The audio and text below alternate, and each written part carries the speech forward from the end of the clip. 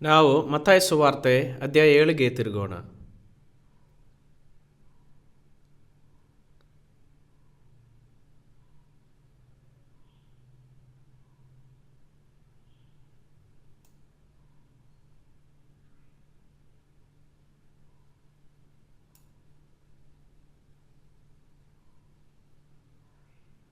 ಮತ್ತಾಯ ಸುವಾರ್ತೆ 7 21ನೇ ವಾಕ್ಯದಿಂದ ಓದುತ್ತೇನೆ.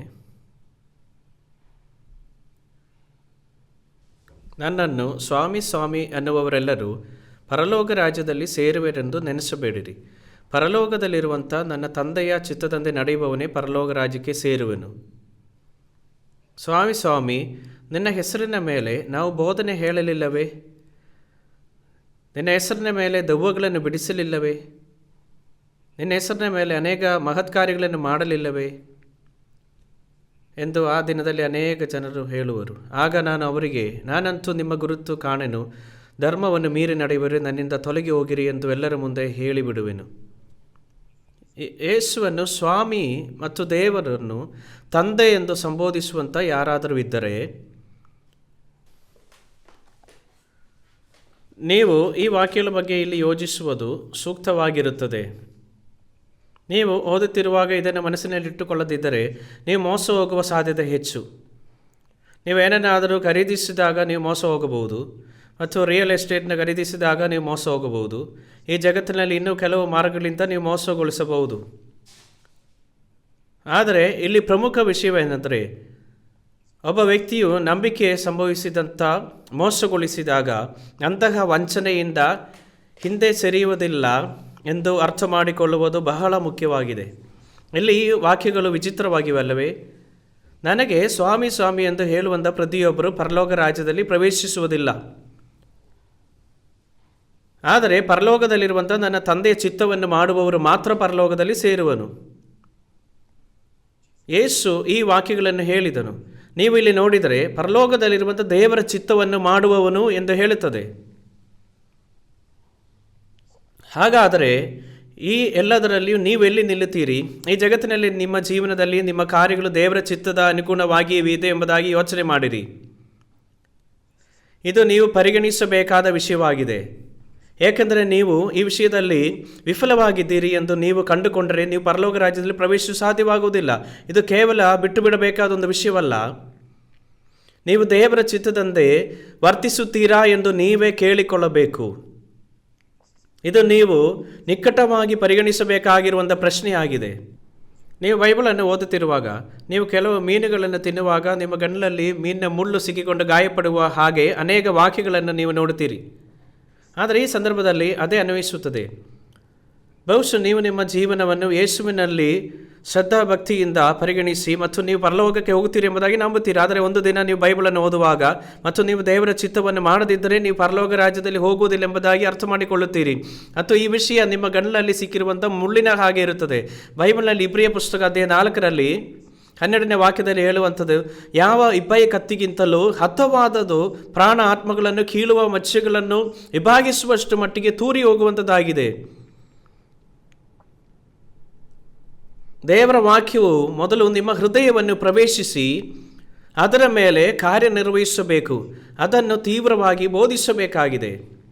ಶಸ್ತ್ರಚಿಕಿತ್ಸಾ ಚಾಕು ತೆಗೆದುಕೊಂಡು ಚರ್ಮವನ್ನು ಕತ್ತರಿಸಿದಾಗ ದೇಹದೊಳಗಿನ ಎಲ್ಲ ರೋಗಗಳು ಮತ್ತು ಗಾಯಗಳು ಬಹಿರಂಗವಾಗುವ ಹಾಗೆ, ಅದೇ ರೀತಿಯಾಗಿ ದೇವರ ವಾಕ್ಯವು ಯಾವುದೇ 2 ಅಲಗಿನ ಕತ್ತಿಗಿಂತಲೂ ಹತವಾಗಿದೆ ಎಂಬುದಾಗಿ ಬೈಬಲ್ ಹೇಳುತ್ತದೆ. ಆದ್ದರಿಂದ ಎಲ್ಲ ಭ್ರಷ್ಟಾಚಾರ, ಹೊಲಸು, ದುಷ್ಟತ್ವ ಮತ್ತು ಈ ಥರ ಇರುವಂಥ ಕಲ್ಮಶಗಳ ಮೇಲೆ ಕಾರ್ಯನಿರ್ವಹಿಸಲು ಅದು ಚೈತನ್ಯವನ್ನು ಬೋಧಿಸಬೇಕಾಗಿದೆ.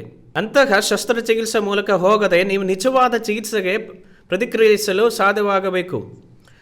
ಜ್ಞಾನೋಕ್ತಿಗಳ 18ನೇ ಅಧ್ಯಾಯದಲ್ಲಿ ಒಂದು ವಾಕ್ಯವಿದೆ, ಆತ್ಮವು ವ್ಯಾಧಿಯನ್ನು ಸಹಿಸಬಲ್ಲದು, ಆತ್ಮವೇ ನೊಂದರೆ ಸಹಿಸುವವರು ಯಾರು?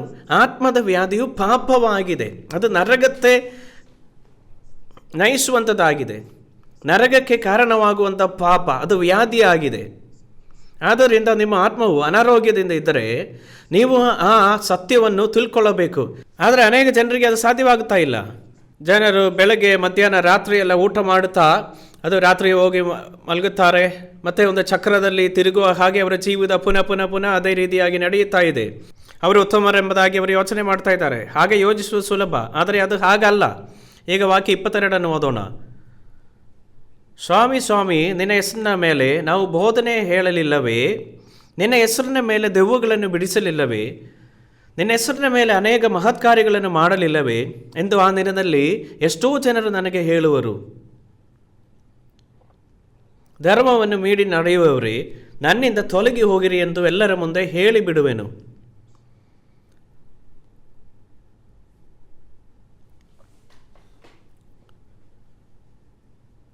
ಇಲ್ಲಿ ನಾವು ಸರಾಸರಿ ವ್ಯಕ್ತಿಗಿಂತ ಅಸಾಧಾರಣವಾದ ಹೆಚ್ಚಿನ ನಂಬಿಕೆಯನ್ನು ಹೊಂದಿರುವಂಥ ಜನರ ಬಗ್ಗೆ ನಾವು ನೋಡಬಹುದು.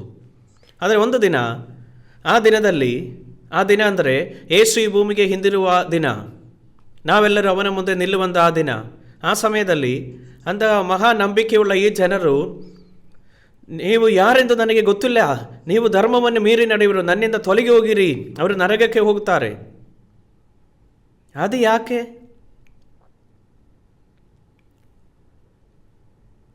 ನಾನು ಹಿಂದೆ ಪ್ರೆಸ್ಬಿಟೇರಿಯನ್ ಸಭೆಯ ಪಾಲಕರಾಗಿ ವಾಸಿಸುತ್ತಿದ್ದೆ. ಈ ವಾಕ್ಯಗಳಿಗೆ ನನಗೆ ಯಾವುದೇ ಸಂಬಂಧ ಇಲ್ಲ ಎಂಬುದಾಗಿ ನಾನು ಯೋಚನೆ ಮಾಡಿದೆ. ಆದರೆ ಅನಂತರವಾಗಿ ಈ ವಾಕ್ಯಗಳು ನನಗೆ ನಿಜವಾಗಿ ಅನ್ವಯಿಸುತ್ತವೆ ಎಂಬುದಾಗಿ ನಾನು ಅರಿತುಕೊಂಡೆ. ದೇವರ ಹೆಸರಿನಲ್ಲಿ ಪ್ರವಾದನೆ ಮಾಡಿದಂಥ ಜನರ ಬಗ್ಗೆ ಇಲ್ಲಿ ಮಾತನಾಡುವಾಗ ಅದು ದೇವರ ವಾಕ್ಯವನ್ನು ಬೋಧಿಸುವವರನ್ನು ಉಲ್ಲಂಘಿಸುತ್ತದೆ. ನಂತರ ಅದು ಹೇಳುತ್ತದೆ, ನಿಮ್ಮ ಹೆಸರಿನಲ್ಲಿ ದೆವ್ವಗಳನ್ನು ಬಿಡಿಸಿದೆ.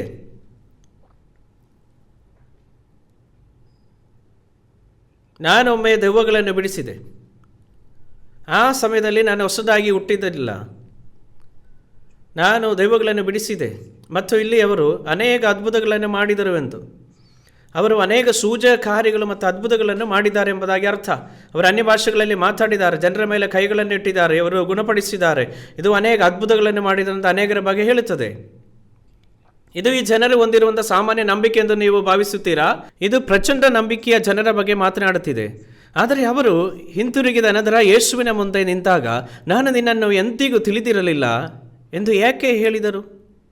ಆದರೆ ಇಲ್ಲಿ ಅವರು ಧರ್ಮವನ್ನು ಮೀರಿ ನಡೆಯುವವರು ಎಂಬುದಾಗಿ ಹೇಳುತ್ತದೆ. ಮಾಡಬಾರದ ಕೆಲಸಗಳನ್ನು ಮಾಡುವವರೇ ದುಷ್ಟರು. ಆದರೆ ಅದು ವಿಚಿತ್ರ. ಅನೇಕ ಪವಾಟಗಳನ್ನು ಮಾಡಿದ್ದೇನೆ ಎಂದು ಹೇಳುವವರಿಗೆ ಹೀಗೆ ಸ್ವಾಮಿ ಹೇಳ್ತಾರೆ, ನಾನಂದು ನಿಮ್ಮ ಗುರುತು ಕಾಣೆನು, ಧರ್ಮವನ್ನು ಮೀರಿ ನಡೆಯುವವರೇ ನನ್ನಿಂದ ತೊಲಗಿ ಹೋಗಿರಿ ಎಂದು ಯೇಸು ಹೇಳ್ತಾರೆ, ಮತ್ತು ನೀವು ನರಕದಲ್ಲಿ ಸೇರುತ್ತೀರ. ಅದು ಯಾಕೆ ಎಂಬುದಾಗಿ ನೀವೇನು ಯೋಚನೆ ಮಾಡ್ತೀರಿ? ಆದ್ದರಿಂದ ನಾವಿಲ್ಲಿ ಅರ್ಥ ಮಾಡಿಕೊಳ್ಳಬೇಕಾಗಿರೋ ಒಂದು ವಿಷಯ, ಇದನ್ನು ಪವಿತ್ರಾತ್ಮದ ಮೂಲಕ ಕೈಕೊಳ್ಳುವ ಸಮಯಗಳಿವೆ ಮತ್ತು ಅದು ಇಲ್ಲದಿರುವಂಥ ಸಮಯಗಳಿವೆ. ನಾನು ವಿವರಿಸುತ್ತೇನೆ. ನಾನು ಇದನ್ನು ಮೊದಲೇ ಹೇಳಿದ್ದೇನೆ. ಆದರೆ ಮನುಷ್ಯನನ್ನು ಆತ್ಮ ಪ್ರಾಣ ಶರೀರದಿಂದ ಮಾಡಲ್ಪಟ್ಟಿದೆ. ಆದ ಪಾಪ ಮಾಡಿದಾಗ ಸಹಜವಾಗಿ ಅವನ ಆತ್ಮವು ಸತ್ತು ಹೋಯಿತು.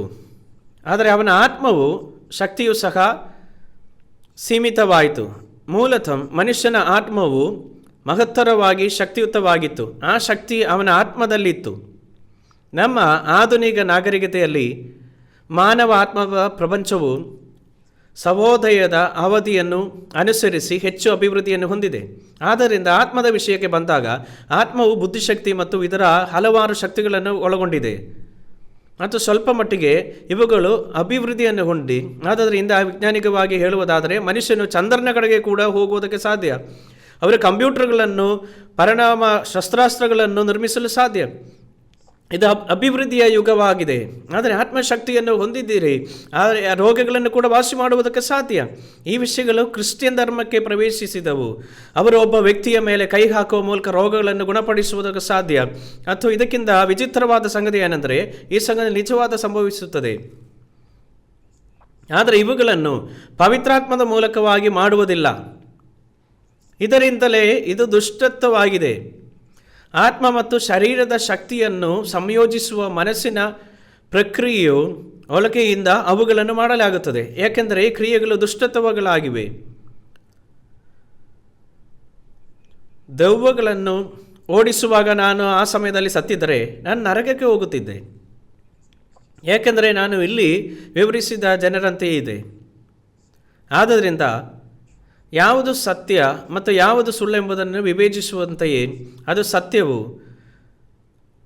ನೀವು ಇದನ್ನು ಮಾಡಲು ಸಾಧ್ಯವಾಗದಿದ್ದರೆ ನೀವು ಮೋಸ ಹೋಗಿದ್ದೀರಿ ಅಂತ ಅರ್ಥ. ಈ ದಿನಗಳಲ್ಲಿ ಯೇಸುವನ್ನು ನಂಬುತ್ತೇವೆಂಬುದಾಗಿ ಹೇಳುವಂಥ ಜನರು ಉಜ್ಜೀವನದ ಸಭೆಗಳಿಗೆ ಸೇರುತ್ತಾರೆ ಮತ್ತು ಯಾರಾದರೂ ಅದ್ಭುತಗಳನ್ನು ಮಾಡುತ್ತಾರೆ ಎಂಬುದಾಗಿ ಹೇಳಿದರೆ ಅಲ್ಲಿಗೆ ಓಡುತ್ತಾರೆ, ಆಶ್ಚರ್ಯ ಸೂಚಕಾರ್ಯಗಳು ಮಾಡುತ್ತಾರೆ. ಆದರೆ ನಿಜವಾಗಿ ನೀವು ತುಂಬ ಜಾಗರೂಕರಾಗಿರಬೇಕು. ನಿಜವಾದ ಸಮಸ್ಯೆ ಏನು? ನಿಮ್ಮ ಆತ್ಮದಲ್ಲಿನ ರೋಗವು ನಿಜವಾಗಿ ವಾಸಿಯಾಗಿದೆಯೋ ಎಂಬುದು ಸಮಸ್ಯೆ ಆಗಿದೆ. ನಿಮ್ಮ ಅಂತರಂಗ, ನಿಮ್ಮ ಆತ್ಮ, ನಿಮ್ಮ ಪಾಪ ಪ್ರಜ್ಞೆಯು ಸಂಪೂರ್ಣವಾಗಿ ಪಾಪದಿಂದ ಮುಕ್ತವಾಗಿದೆಯೇ? ನೀವು ಈ ರೀತಿಯಲ್ಲಿ ಮುಕ್ತಿ ಹೊಂದಿದ್ದೀರಾ? ಇದು ಒಂದು ಸಮಸ್ಯೆ ಆಗಿದೆ. ಅಲ್ಲದಿದ್ದರೆ ಬಹುಪಾಲು ನೀವು ಮೋಸ ಹೋಗುತ್ತೀರಿ. ಮತ್ತಾಯ ಸುವಾರ್ತೆ ಅಧ್ಯಾಯ 13ಕ್ಕೆ ತಿರುಗೋಣ.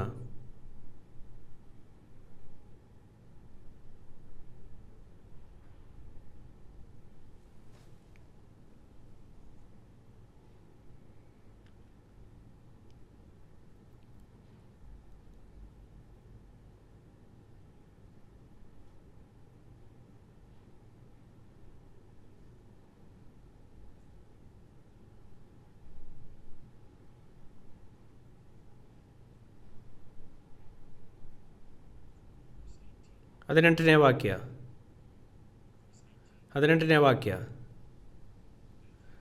ಮತ್ತಾಯ ಸುವಾರ್ತೆ 13:18 ವಾಕ್ಯ. ಬಿತ್ತುವವನ ವಿಷಯವಾದ ಸಾಮ್ಯದ ಅರ್ಥವನ್ನು ಕೇಳಿರಿ. ಯಾವನಾದರೂ ಪರಲೋಕ ರಾಜ್ಯದ ವಾಕ್ಯವನ್ನು ಕೇಳಿ ತಿಳ್ಕೊಳ್ಳದೇ ಇರುವಲ್ಲಿ ಸೈತಾನ ಬಂದು ಆ ಮನುಷ್ಯನ ಮನಸ್ಸಿನಲ್ಲಿ ಬಿತ್ತಿದ್ದನ್ನು ತೆಗೆದುಕೊಳ್ಳುತ್ತಾನೆ. ಈ ಮನುಷ್ಯನೇ ಬೀಜ ಬಿದ್ದ ದಾರಿ ಮಗುಲಾಗಿರುವವನು. ಇಲ್ಲಿ ಏನು ಹೇಳ್ತದೆ ನೋಡಿರಿ. ಇದು ಪರಲೋಕ ರಾಜ್ಯದ ಕುರಿತಾದ ಒಂದು ದೃಷ್ಟಾಂತವಾಗಿದೆ. ಯೇಸು ಬಿತ್ತುವವನ ದೃಷ್ಟಾಂತವನ್ನು ಬೆಳೆಸಿಕೊಂಡು ಪರಲೋಕ ರಾಜ್ಯದ ಕುರಿತು ಮಾತನಾಡಿದರು. ಬೀಜವು ದೇವರ ವಾಕ್ಯವಾಗಿದೆ. ಬೀಜವು ಹೃದಯದಲ್ಲಿ ಬಿತ್ತಲ್ಪಟ್ಟ ದೇವರ ವಾಕ್ಯವಾಗಿದೆ. ಮೊದಲ ವಿಧದ ಹೃದಯವು ದಾರಿಯ ಮಗುಲಲ್ಲಿದ್ದವರು. ದಾರಿ ಗಟ್ಟಿಯಾಗಿದ್ದರೂ ಕೂಡ ನಡೆದುಕೊಂಡು ಹೋಗುವ ಜನರಿಂದ ತುಳಿಯತಕ್ಕ ಒಳಗಾಗ ಜಾಗ ಆಗಿದೆ. ಅಂತಹ ಹೃದಯವುಳ್ಳ ವ್ಯಕ್ತಿಯು ಬೈಬಲನ್ನು ಮಾತುಗಳನ್ನು ಕೇಳುತ್ತಾನೆ, ಆದರೆ ವಾಕ್ಯಗಳು ಅವನ ಹೃದಯವನ್ನು ಪ್ರವೇಶಿಸಿದ ಕಾರಣ ಪಕ್ಷಿಗಳು ಬಂದು ಅವುಗಳನ್ನು ತಿನ್ನುತ್ತವೆ. ಬೇರೆ ರೀತಿಯಲ್ಲಿ ಹೇಳುವುದಾದರೆ ಸೈತಾನ ಅವರನ್ನು ಹಸಿದುಕೊಳ್ಳುತ್ತವೆ. ಇಲ್ಲಿ ಅದನ್ನು ಹೇಳುತ್ತದೆ ಅಲ್ವೇ? ವಾಕ್ಯ 19ರಲ್ಲಿ ಯಾವನಾದರೂ ಪರಲೋಕ ರಾಜ್ಯದ ವಾಕ್ಯವನ್ನು ಕೇಳಿ ತಿಳ್ಕೊಳ್ಳದೇ ಇರುವಲ್ಲಿ ದುಷ್ಟನು ಸೈತಾನ ಅಲ್ಲವೇ? ಸೈತಾನ ಬಂದು ಆ ಮನುಷ್ಯನ ಮನಸ್ಸಿನಲ್ಲಿ ಬಿತ್ತಿದ್ದನ್ನು ತೆಗೆದುಕೊಳ್ಳುತ್ತಾನೆ. ಈ ಮನುಷ್ಯನೇ ಬೀಜ ಬಿದ್ದ ದಾರಿ ಮಗಲಾಗಿರುವವನು. ಇದು ಹೃದಯ ಗಟ್ಟಿಯಾದ ಒಂದು ವ್ಯಕ್ತಿ. ಬೈಬಲ್ ಬಗ್ಗೆ ತನಗೆ ಈಗಾಗಲೇ ತಿಳಿದಿದೆ ಎಂಬುದಾಗಿ ಭಾವಿಸುವ ವ್ಯಕ್ತಿ. ಒಬ್ಬ ವ್ಯಕ್ತಿಯು ಅನೇಕ ತಾತ್ವಿಕ ಜ್ಞಾನಗಳನ್ನು ಹೊಂದಿರುವಂಥ ವ್ಯಕ್ತಿ. ಅವನ ಮಾತುಗಳನ್ನು ಕೇಳಿದರೂ ಕೂಡ ಅವನ ಹೃದಯದಲ್ಲಿ ಅವು ನೆಡುವುದಿಲ್ಲ. ಅವರವರ ಹೃದಯದಲ್ಲಿ ನೆಡುವುದಿಲ್ಲ. ಈಗ ಎರಡನೇ ಉದಾಹರಣವನ್ನು ನೋಡಿರಿ. ವಾಕ್ಯ 20. ಬೀಜ ಬಿದ್ದ ಬಂಡೆಯ ನೆಲವೇನೆಂದರೆ ಒಬ್ಬನು ವಾಕ್ಯವನ್ನು ಕೇಳಿದ ಕೂಡಲೇ ಸಂತೋಷದಿಂದ ಅದನ್ನು ಸ್ವೀಕರಿಸುತ್ತಾನೆ. ತನಗೆ ಬೇರಿಲ್ಲದ ಕಾರಣ ಇವನು ಸ್ವಲ್ಪ ಕಾಲ ಮಾತ್ರವೇ ಇದ್ದು ಆ ವಾಕ್ಯದ ನಿಮಿತ್ತವಾಗಿ ಸಂಕಟವಾಗಲಿ ಹಿಂಸೆಯಾಗಲಿ ಬಂದರೆ ಬೇಗ ಎಡವಿ ಬೀಳುತ್ತಾನೆ. ನಾವು ಈ ಸಮ್ಮೇಳನಗಳನ್ನು ನಡೆಸುತ್ತಿರುವಾಗ ಇಂತಹ ಅನೇಕ ಜನರನ್ನು ನಾವು ಕಾಣುತ್ತೇವೆ. ಅವರು ಬಹಳ ಆಸಕ್ತಿಯಿಂದ ವಾಕ್ಯವನ್ನು ಕೇಳುತ್ತಾರೆ. ಅವರು ಈ ರೀತಿಯಾಗಿ ಏನು ಕೇಳಿಲ್ಲ ಎಂಬುದಾಗಿ ಹೇಳುತ್ತಾರೆ. ಆಗ ನಾನು ರಕ್ಷಿಸಲ್ಪಟ್ಟಿದ್ದೇನೆ. ಆದರೆ ಇದು ನಿಜವಾದ ರಕ್ಷಣೆ ಅಲ್ಲ. ಮೊದಲಿಗೆ ಅವರು ತುಂಬ ಸತ್ಕ್ರಿಯರಾಗಿರುತ್ತಾರೆ, ಆದರೆ ನಂತರವಾಗಿ ಸಣ್ಣದೊಂದು ತೊಂದರೆ ಉಂಟಾಗುವಾಗ ಅವರು ತಕ್ಷಣವೇ ತಿರುಗುತ್ತಾರೆ. ಏಕೆಂದರೆ ಮಣ್ಣು ಆಳವಿಲ್ಲ. ಆಗ ಅವರು ಕೆಳಗಡೆ ಬಂಡೆ ಇರುವ ಕಾರಣವಾಗಿ ಬೇರು ಹೋಗಿಲ್ಲ. ಇದು ಅವರ ಹೃದಯದ ಸ್ಥಿತಿಯಾಗಿದೆ. ಈಗ ಮೂರನೇ ರೀತಿಯ ವ್ಯಕ್ತಿಯನ್ನು ನೋಡಿರಿ. ವಾಕ್ಯ 22. ಒಬ್ಬನು ವಾಕ್ಯವನ್ನು ಕೇಳಿದಾಗ್ಯೂ ಪ್ರಪಂಚದ ಚಿಂತೆಯು ಐಶ್ವರ್ಯದಿಂದುಂಟಾಗುವ ಮೋಸವು ಆ ವಾಕ್ಯವನ್ನು ಅಡಗಿಸಿ ಬಿಡುವುದರಿಂದ ಫಲವನ್ನು ಕೊಡದೇ ಇರುತ್ತಾನೆ. ಇವನೇ ಮುಳ್ಳುಗಿಡಗಳಲ್ಲಿ ಬೀಜ ಬಿದ್ದ ನೆಲವಾಗಿರಿ. ಇಲ್ಲಿ ಹೇಳುವುದೇನು? ಮುಳ್ಳಿನ ರೀತಿಯಾಗಿರುವಂಥ ನೆಲ. ಈ ಹೃದಯವು ಈ ಪ್ರಪಂಚದ ವಿಷಯವು ಮತ್ತು ಸಂಪೂರ್ಣವಾಗಿ ತೊಡಗಿದೆ. ಈ ಲೋಕದ ವಿಷಯಗಳಿಂದ ತುಂಬಿಕೊಂಡಿರುವ ಒಂದು ಹೃದಯ. ಆಗ ಈ ರೀತಿಯಾಗಿರುವಂಥ ಹೃದಯವಾಗಿರುವಂಥ ಕಾರಣವಾಗಿ ವಚನ ಕೇಳಿದರೂ ಕೂಡ ಅವರಿಗೆ ತಿಳ್ಕೊಳ್ಳೋದಕ್ಕೆ ಆಗದಿರುವಂಥ ಹೃದಯ. ಆದ್ದರಿಂದ ಈ ವಾಕ್ಯಗಳು ಅವರಿಗೆ ಫಲ ಕೊಡುವುದಿಲ್ಲ. ಯಾಕೆ ಈ ಥರ ಮಾತಾಡುತ್ತೆ ಎಂಬುದೇ ನಾನು ಹೇಳ್ತೇನೆ. ನಾವೀಗ ಉಪನ್ಯಾಸಗಳ ಕೋರ್ಸನ್ನು ಅರ್ಧ ದಾರಿಯಲ್ಲಿ ಇದ್ದೇವೆ. ಬೈಬಲ್ನ ಕುರಿತಾದ ಈ ಎಲ್ಲ ಮಾತುಗಳನ್ನು ನೀವು ಕೇಳುವಾಗ ನಿಮ್ಮ ಹೃದಯದ ಕ್ಷೇತ್ರವನ್ನು ಬೇಸಾಯ ಮಾಡಬೇಕು. ನಿಮ್ಮ ಹೃದಯವು ಬೈಬಲ್ನ ವಾಕ್ಯಗಳನ್ನು ಸ್ವೀಕರಿಸಲು ಅದು ಶಾಂತ ಮತ್ತು ನಿಮ್ರತೆಯಿಂದ ಇರಬೇಕು. ಅಂತಹ ಹೃದಯವನ್ನು ನೀವು ಹೊಂದಿರಬೇಕು. ಈಗ 4ನೇ ಹೃದಯವುಳ್ಳವರನ್ನು ನೋಡಿರಿ. ವಾಕ್ಯ 23. ಒಬ್ಬನ ವಾಕ್ಯವನ್ನು ಕೇಳಿ ತಿಳ್ಕೊಂಡು ಫಲವಂತನಾಗಿ 100ರಷ್ಟಾಗಲಿ 60ರಷ್ಟಾಗಲಿ 30ರಷ್ಟಾಗಲಿ ಫಲವನ್ನು ಕೊಡುತ್ತಾನೆ.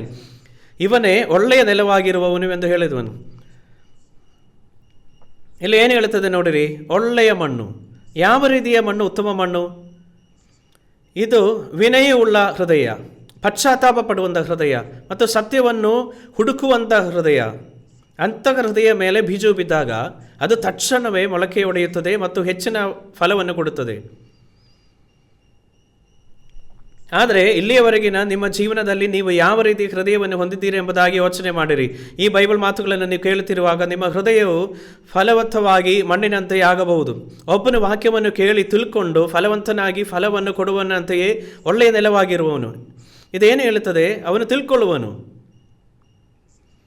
ಬೈಬಲ್ ವಾಕ್ಯಗಳನ್ನು ನಿಮ್ಮಲ್ಲಿರುವಂಥ ಸಮಸ್ಯೆಯನ್ನು ಪರಿಹರಿಸುವಂಥ ಸಂದರ್ಭವಾಗಿದೆ. ನಿಮ್ಮ ಪಾಪ ಅಥವಾ ಇದರ ವಿಷಯಗಳಿಗೆ ಸಂಬಂಧಿಸಿದ ಸಮಸ್ಯೆಯನ್ನು ಪರಿಹರಿಸುತ್ತದೆ. ಅದನ್ನೇ ಇಲ್ಲಿ ಹೇಳುತ್ತದೆ. ಈ ರೀತಿಯಾದ ತಿಳುವಳಿಕೆಯನ್ನು, ಅನುಭವವನ್ನು ನಿಮ್ಮ ಪವಿತ್ರಾತ್ಮನ ಮೂಲಕವಾಗಿ ನಿಮ್ಮ ಒಳಗಡೆ ಬರುವಾಗ ನೀವು ಹೊಸದಾಗಿ ಹುಟ್ಟಿ ಮತ್ತೆ ರಕ್ಷಿಸಲ್ಪಡ್ತೀರಿ. ಆದ್ದರಿಂದ ಬೈಬಲ್ ಹೇಳುತ್ತದೆ, ದೇವರ ವಾಕ್ಯವನ್ನು ಹೊಂದಿದವರನ್ನು ದೇವರುಗಳೆಂದು ಆತನು ಹೇಳಿರುವಲ್ಲಿ, ದೇವರುಗಳಾಗುವುದು ದೇವರ ವಾಕ್ಯದಲ್ಲಿನ ಸತ್ಯವನ್ನು ಅರ್ಥ ಮಾಡಿಕೊಳ್ಳಲು ಅಥವಾ ಅರಿತುಕೊಳ್ಳಲು ವಿಷಯವಾಗಿದೆ. ನೀವು ಪುನರ್ಜನ್ಮವನ್ನು ಹೊಂದಿರುವವರಾಗಿದ್ದೀರಿ. ಆ ಜನ್ಮ ನಾಶವಾಗುವಂಥ ಬೀಜದಿಂದ ಉಂಟಾಗದಲ್ಲ, ನಾಶವಾಗದಿರುವಂಥ ಬೀಜದಿಂದ ಉಂಟಾಗಿರುವುದು. ಆಗ ನೀವು ಹೊಸದಾಗಿ ಹುಟ್ಟುವವರಾಗಿರುತ್ತೀರಿ. ಕಳೆದ ಬಾರಿ ನಾನು ಪ್ರಕಟಣೆ ಪುಸ್ತಕದಲ್ಲಿ ಬಿಚ್ಚುವ ಕೀಲಿಯ 5ನೇ ಅಧ್ಯಾಯವರೆಗೆ ನಾನು ಹೇಳಿದ್ದೇನೆ. 7 ಮುದ್ರೆಗಳು ಯಾವುವು? ದೇವರು ಈ ಜಗತ್ತನ್ನು ಆದಾಮನಿಗೆ ಒಪ್ಪಿಸಿದನು. ಆದರೆ ಆದಾಮ್ ಅದನ್ನು ಸೈತಾನನಿಗೆ ಮಾರಿದಾಗ ವ್ಯವಹಾರದ ಕಾರ್ಯಗಳು 7 ಮುದ್ರೆಗಳಿಂದ ಮುಚ್ಚಲ್ಪಟ್ಟ ಸುರುಳಿಯ ರೂಪವನ್ನು ಪಡೆದುಕೊಂಡೆವು. ಇದು ವಾಸ್ತವವಾಗಿ ಪ್ರಕಟಣೆ ಪುಸ್ತಕ ವಿಷಯವಾಗಿದೆ.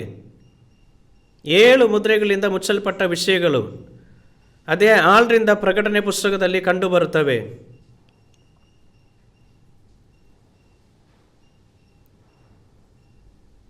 ಯೇಸು ಬೆಲೆಯನ್ನು ಪಾವತಿಸುವ ಮತ್ತು ಸೈತಾನನಿಂದ ತೆಗೆದುಕೊಂಡ ಈ ಜಗತ್ತಿನ ಪುನಃ ಪಡೆದುಕೊಳ್ಳುವ ದೃಶ್ಯವನ್ನು ನಾವು ಪ್ರಸ್ತಾವಪಡಿಸುತ್ತೇವೆ. ಅದರಿಂದ ಮೊದಲ ಮುದ್ರೆ, 2ನೇ ಮುದ್ರೆ ಮತ್ತು ಹೀಗೆ. ಆಗ ಪ್ರತಿಯೊಂದು ಮುದ್ರೆಗಳನ್ನು ಒಡೆದಾಗ ಈ ಪ್ರಬಂಧ ತೀರ್ಪಿನ ದೃಶ್ಯವನ್ನು ನಮಗೆ ಪುನಃಸ್ಥಾಪಿಸಬಹುದಾಗುತ್ತದೆ. ಯಾಕಂದರೆ ಸೈತಾನಿಗೆ ಬೆಲೆಯನ್ನು ಪಾವತಿಸಲಾಗುತ್ತದೆ. ಕಳೆದ ಬಾರಿ ನಾನು ಇದನ್ನು ನಿಮಗೆ ವಿವರಿಸಿದೆ. ಅದೇ 13ರಲ್ಲಿ ಸಮುದ್ರದಿಂದ ಹೊರಬಂದ ಮೃಗ, ದಾನಿಯೇಲ್ ಪುಸ್ತಕ ಅಧ್ಯಾಯ 7ರಿಂದ ನಾವು ಓದಿದ್ದೇವೆ 4 ಮೃಗಗಳು.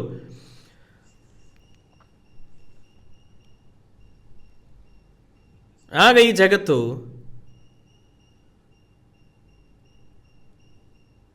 ಏಳು ವರ್ಷಗಳ ಉಪದ್ರವಗಳ ಕಾಲ ಮತ್ತು ಆ 7 ವರ್ಷಗಳು 2 ಭಾಗಗಳಾಗಿ ವಿಂಗಡಿಸಲಾಗಿದೆ. ಮೊದಲು 3.5 ವರ್ಷ, ಅನಂತರವಾಗಿರುವಂಥ 3.5 ವರ್ಷ. ನಾವು ಮುಂದುವರಿಯುವ ಮೊದಲು ನಾನು 7 ವರ್ಷಗಳ ಬಗ್ಗೆ ಸ್ವಲ್ಪ ಹೆಚ್ಚು ಮಾತನಾಡುತ್ತೇನೆ. ಹಳೆಯ ಒಡಂಬಡಿಕೆಯಲ್ಲಿ ದಾನಿಯೇಲ ಅಧ್ಯಾಯ 9 ನೋಡುವ. ದಾನಿಯೇಲ ಪುಸ್ತಕ 9ನೇ ಅಧ್ಯಾಯವನ್ನು ನೋಡೋಣ.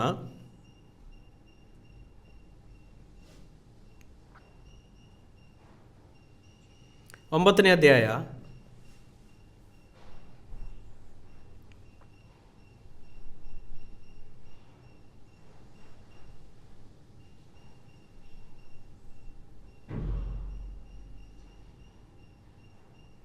ನಾನು 20ನೇ ವಾಕ್ಯದಿಂದ ಓದ್ತೇನೆ. ದಾನಿಯೇಲ ಪುಸ್ತಕ 9 ಅದನ್ನು 20ರಿಂದ.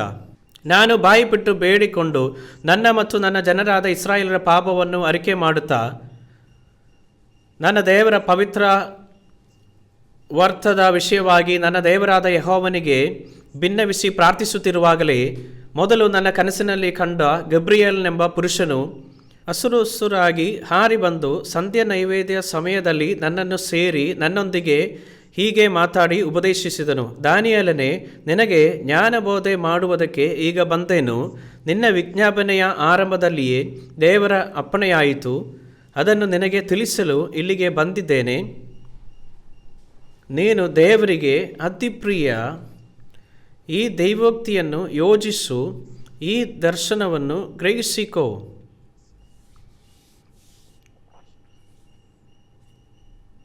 ಇದರ ಹಿನ್ನೆಲೆಯನ್ನು ವಿವರಿಸುತ್ತೇನೆ.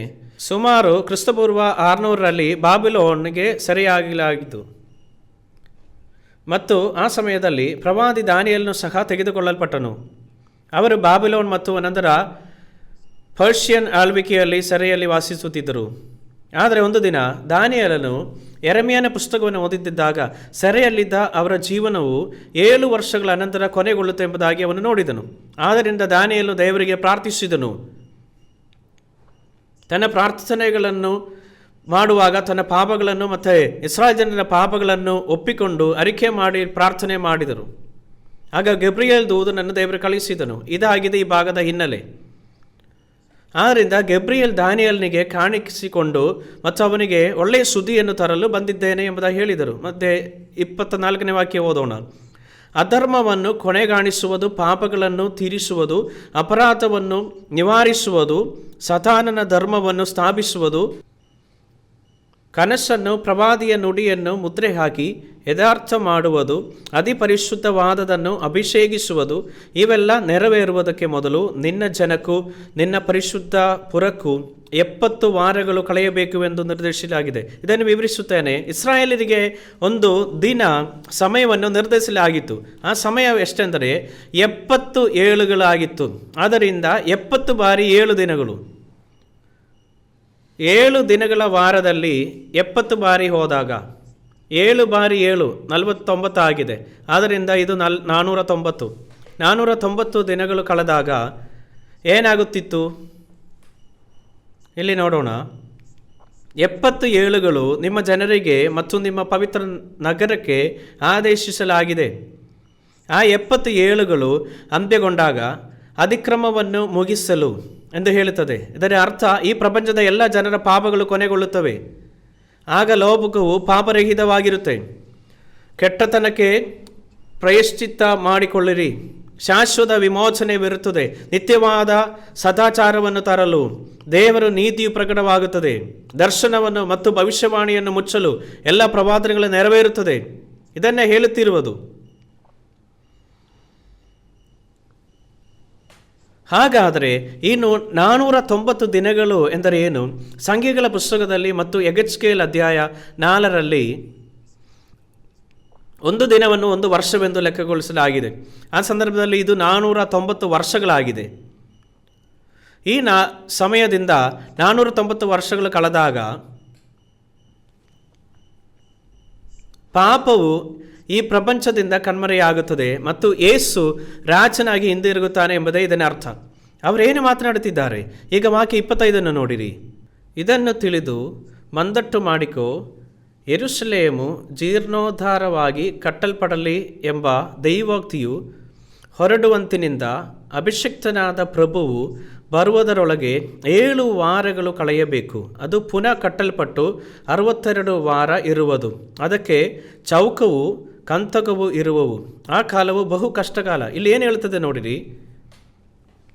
ಇದರ ಅರ್ಥ ಯೇಸು 490 ವರ್ಷಗಳ ಅನಂತರ ಯೆರೂಸಲೇಮನ್ನು ಪುನಃಸ್ಥಾಪಿಸಲು ಮತ್ತು ಪುನರ್ನಿರ್ಮಿಸಲು ತನ್ನ ವಾಕ್ಯವು ಹೊರಡುವ ಸಮಯ. ಹಳೆಯ ಒಡಂಬಡಿಕೆಯಲ್ಲಿ ನೆಹೆಮೀಯ ಪುಸ್ತಕವನ್ನು ನಾವು ನೋಡೋಣ. ನೆಹೆಮೀಯ ಅಧ್ಯಾಯ 2. ನೆಹೆಮೀಯನ ಪುಸ್ತಕ ಅಧ್ಯಾಯ 2.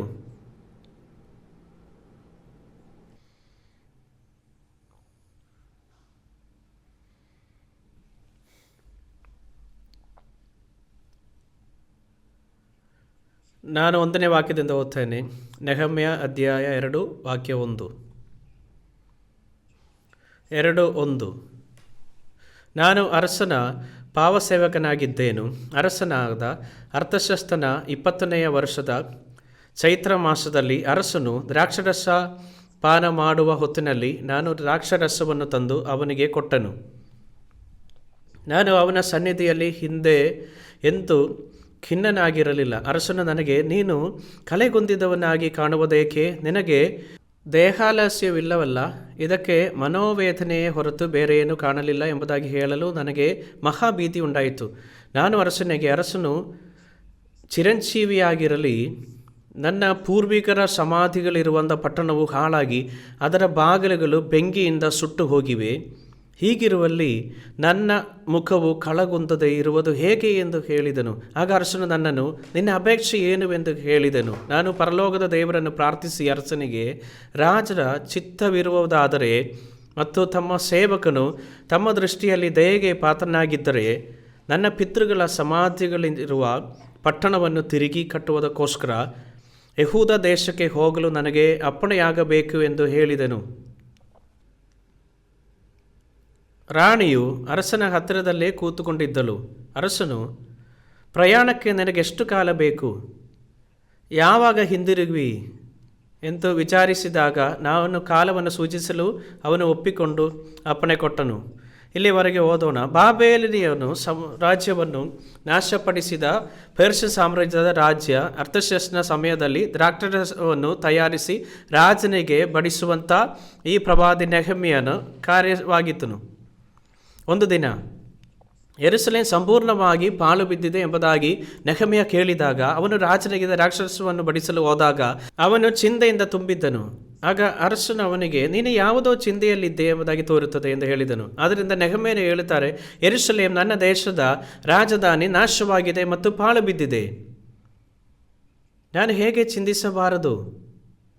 ಆಗ ರಾಜನು, ನಿನಗೇನು ಬೇಕು?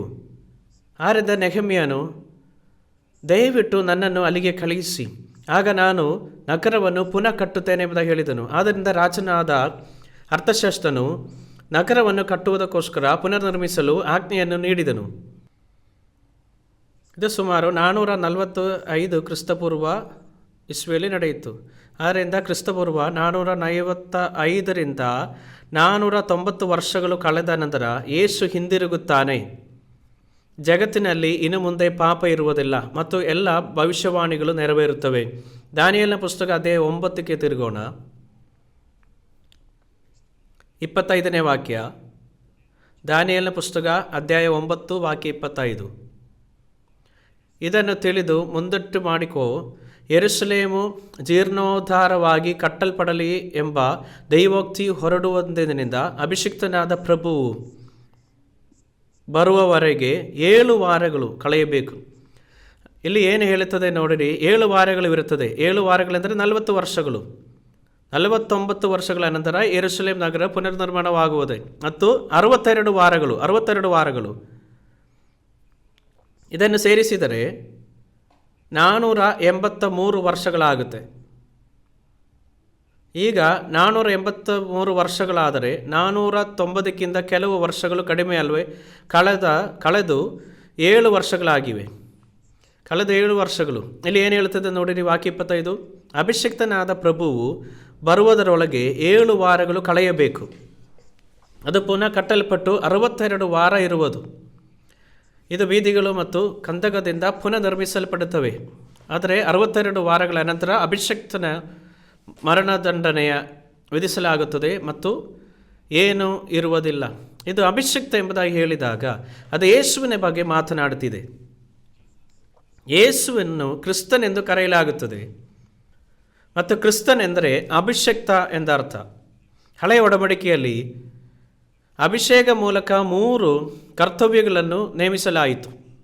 ಮೊದಲನೆಯವರು ಪ್ರವಾದಿಗಳಿಗೆ ಅಭಿಷೇಕ ಮಾಡುತ್ತಿದ್ದರು. ಅವರ ತಲೆಗೆ ಎಣ್ಣೆಯನ್ನು ಹಾಕಿ ಅಭಿಷೇಕ ಮಾಡುತ್ತಿದ್ದರು. ಯಾಜಕರನ್ನು ಅವರ ಸ್ಥಾನಕ್ಕೆ ಅಭಿಷೇಕವನ್ನು ಮಾಡಲಾಗುತ್ತಿದೆ ಮತ್ತು ರಾಜರನ್ನು ನೇಮಿಸುವಾಗ ಅವರ ತಲೆಯಲ್ಲಿ ಎಣ್ಣೆಯಿಂದ ಅಭಿಷೇಕಿಸಲ್ಪಟ್ಟರು. ಇದು ಹೊಸ ಒಡಂಬಡಿಕೆಯ ಕಾಲದಲ್ಲಿ ಪವಿತ್ರಾತ್ಮಕ್ಕೆ ಸಮಾನವಾಗಿದೆ.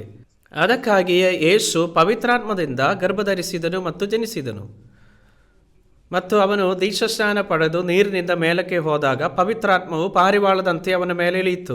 ಇದರ ಅರ್ಥ ಅವನು ಪವಿತ್ರಾತ್ಮದಿಂದ ಅಭಿಷೇಕಿಸಲ್ಪಟ್ಟನು. ಯೇಸು ಈ ಲೋಕದಲ್ಲಿದ್ದಾಗ ಅಲ್ಲಿ ಪ್ರವಾದಿಯಾಗಿದ್ದನು ಮತ್ತು ಯೇಸು ಸತ್ತವರೊಳಗಿಂದ ಎಬ್ಬಿಸಲ್ಪಟ್ಟ ನಂತರ ಮತ್ತು ಸ್ವರ್ಗಕ್ಕೆ ಏರಿದ ನಂತರ ಅವನು ಈಗ ಅಲ್ಲಿ ಯಾಜಕನಾಗಿದ್ದಾನೆ. ಆದರೆ ಇಲ್ಲಿ ಅಭಿಷಿಕ್ತನಿಗೆ ಮರಣದಂಡನೆ ವಿಧಿಸಲಾಗುವುದು ಎಂಬುದಾಗಿ ಹೇಳುತ್ತದೆ. ಯೇಸು ಶಿಲುಬೆಯಲ್ಲಿ ಸಾಯ್ತಾನೆ ಎಂದರ್ಥ. ನುಗ್ಗುವ ಪ್ರಭುವಿನ ಜನರು ಪಟ್ಟಣವನ್ನು, ಪವಿತ್ರಾಲಯವನ್ನು ಹಾಳು ಮಾಡುವರು. ತುಂಬಿ ತುಳುಕುವ ಪ್ರಳಯವು ಪಟ್ಟಣವನ್ನು ಕೊನೆಗೊಳಿಸುವುದು. ಅಂತ್ಯದವರೆಗೂ ಯುದ್ಧವಾಗುವುದು, ನಿಶ್ಚನ ನಾಶಗಳು ಸಂಭವಿಸುವವು. ಆದ್ದರಿಂದ ಯೇಸುವಿನ ಶಿಲುಬೆಯ ಮರಣದ ನಂತರ ಇಸ್ರಾಯೇಲಿನ ಇತಿಹಾಸವು ಕೊನೆಗೊಂಡಿತು. ಇದು ವಾಸ್ತವವಾಗಿ AD 70ರಲ್ಲಿ ಸಂಭವಿಸಿತು. ಆದರೆ ಯೇಸುವಿನ ಶಿಲುಬೆಯ ಮರಣದ ಮೂಲಕ ವಿಷಯಗಳು ಅಂತ್ಯಗೊಂಡವು. ಆದ್ದರಿಂದ ಇಲ್ಲಿ ನೋಡಿ, ಇಲ್ಲಿ ಈ ಅವಧಿಯು ಅಂತರವನ್ನು ರೂಪಿಸುತ್ತದೆ. ಇದು ಇಸ್ರಾಯೇಲ್ ದೇಶದ ಇತಿಹಾಸವು ಅಸ್ತಿತ್ವದಲ್ಲಿದ್ದ ಅವಧಿಯಾಗಿದೆ. ಹಾಗಾದರೆ ನಾವು ಎಷ್ಟು ವರ್ಷಗಳು ಕಡಿಮೆ? ಎಷ್ಟು ವರ್ಷಗಳು? 480 ವರ್ಷಗಳ ನಂತರ ಇಸ್ರಾಯೇಲ್ನ ಇತಿಹಾಸವು ಇನ್ನಿಲ್ಲ. ಆದ್ದರಿಂದ 490 ಪೂರ್ಣಗೊಳಿಸಲು ಎಷ್ಟು ವರ್ಷಗಳು ಅಗತ್ಯವಿದೆ? ಇದಕ್ಕಾಗಿಯೇ ಈ 7 ವರ್ಷಗಳು ಬರುತ್ತವೆ. ಈಗ ವಾಕ್ಯ 27 ನೋಡಿರಿ. ಪ್ರಭುವು 1 ವಾರದ ಮಟ್ಟಿಗೆ ಬಹು ಜನರೊಂದಿಗೆ ದೃಢವಾದ ಒಡಂಬಡಿಕೆಯನ್ನು ಮಾಡಿಕೊಳ್ಳುವನು. ಈಗ ಇವನೆಂಬುದಾಗಿ ಹೇಳುವುದು 666 ಎಂದು ಉಲ್ಲೇಖಿಸಲ್ಪಟ್ಟಿದೆ. ಇದು ಪ್ರಪಂಚದ ಆಡಳಿತ ಮಾಡುವಂಥವನು. 7 ಎಂದರೆ 7 ವರ್ಷಗಳು. ಅವನು ಇಸ್ರಾಯೇಲರೊಂದಿಗೆ 7 ವರ್ಷಗಳ ಕಾಲ ಒಡಂಬಡಿಕೆಯನ್ನು ಮಾಡಿಕೊಳ್ಳುವನು. ಅಂದರೆ 7 ಮಧ್ಯದಲ್ಲಿ ಅಂದರೆ 3.5 ವರ್ಷಗಳ ಅನಂತರವಾಗಿ ಅವನು ಯಜ್ಞ ಮತ್ತು ಅರ್ಪಣೆಗಳನ್ನು ಕೊನೆಗೊಳಿಸುತ್ತಾನೆ. ಅವನು ಅದನ್ನು ಕೊನೆಗೊಳಿಸುತ್ತಾನೆ ಎಂದು ಇದು ಹೇಳುವಾಗ ಅವನು ಇಸ್ರಾಯೇಲಿಗೆ ದ್ರೋಹ ಮಾಡುತ್ತಾನೆ ಎಂಬುದಾಗಿ. ಅದರ ಸಂಕಟದ ಮೊದಲು 3.5 ವರ್ಷದಲ್ಲಿ ಮಹಾ ಸಂಕಟವು ನಡೆಯುತ್ತಿದೆ. ಆದ್ದರಿಂದ 7 ವರ್ಷಗಳ ವಿಷಯಕ್ಕೆ ಬಂದಾಗ ಇಸ್ರಾಯೇಲ ಇತಿಹಾಸಕ್ಕೆ ಸಂಬೋಧಿಸಿದಂತೆ ಪ್ರವಾದನೆಯನ್ನು ಪೂರೈಸಬೇಕಾಗಿದೆ.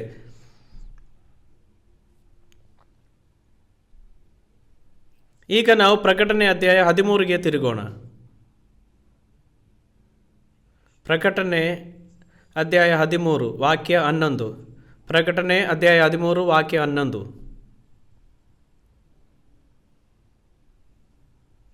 ಮತ್ತೊಂದು ಮೃಗವು ಭೂಮಿಯೊಳಗಿಂದ ಬರುವುದನ್ನು ಕಂಡೆನು. ಇದಕ್ಕೆ ಟಗರಿಗಿರುವಂತೆ 2 ಕೊಂಬುಗಳಿದ್ದವು. ಘಟಸರ್ಪದಂತೆ ಮಾತಾಡಿತು. ಈ ಮೃಗವು ಮೊದಲನೆಯ ಮೃಗದ ಅಧಿಕಾರವನ್ನೆಲ್ಲ ಅದರ ಸನ್ನಿಧಿಯಲ್ಲೇ ನಡೆಸುತ್ತಿದೆ. ಇದು ಮರಣಕರವಾದ ಗಾಯವಾಸಿಯಾದ ಮೊದಲನೆಯ ಮೃಗಕ್ಕೆ ಭೂಲೋಕವು ಭೂನಿವಾಸಿಗಳು ನಮಸ್ಕರಿಸುವಂತೆ ಮಾಡುವಂಥದ್ದಾಗಿದೆ. ಇದು ಮಹತ್ತಾದ ಸೂಚಕ ಕಾರ್ಯಗಳನ್ನು ನಡೆಸುತ್ತದೆ. ಜನರ ಮುಂದೆ ಬೆಂಕಿಯು ಆಕಾಶದಿಂದ ಭೂಮಿಗೆ ಇಳಿದು ಬರುವಂತೆ ಆದರೂ ಮಾಡುವುದು.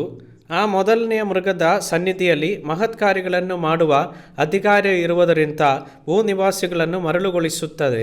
ಅವರಿಗೆ ಕತ್ತಿಯಿಂದ ಗಾಯಗೊಂಡು ಸಾಯುವ ಬದುಕಿದ ಮೃಗದ ಘನಕ್ಕಾಗಿ ವಿಗ್ರಹವನ್ನು ಮಾಡಿಸಿಕೊಳ್ಳಬೇಕೆಂದು ಬೋಧಿಸುತ್ತದೆ.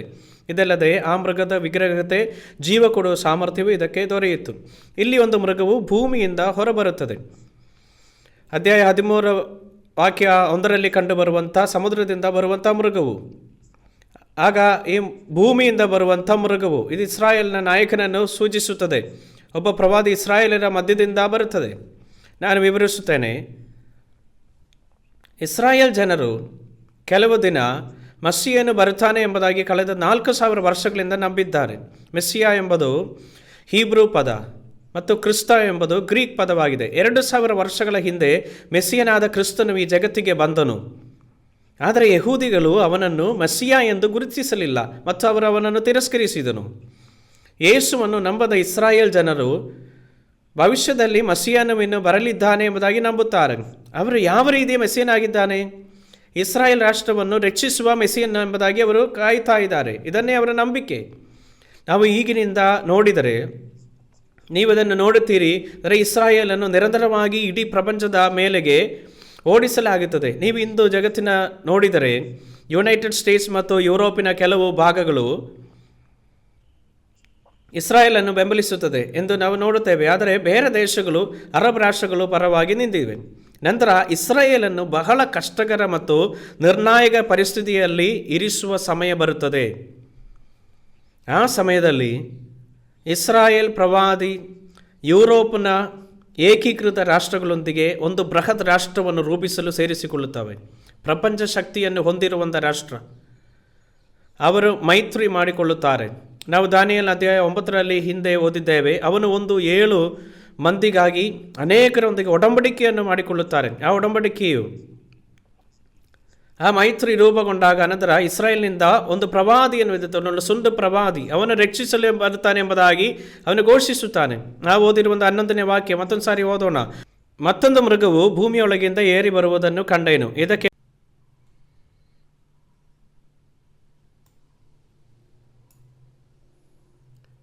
ನಾವು ಮತ್ತಾಯ ಸುವಾರ್ತೆ ಅಧ್ಯಾಯ 7ಗೆ ತಿರುಗೋಣ.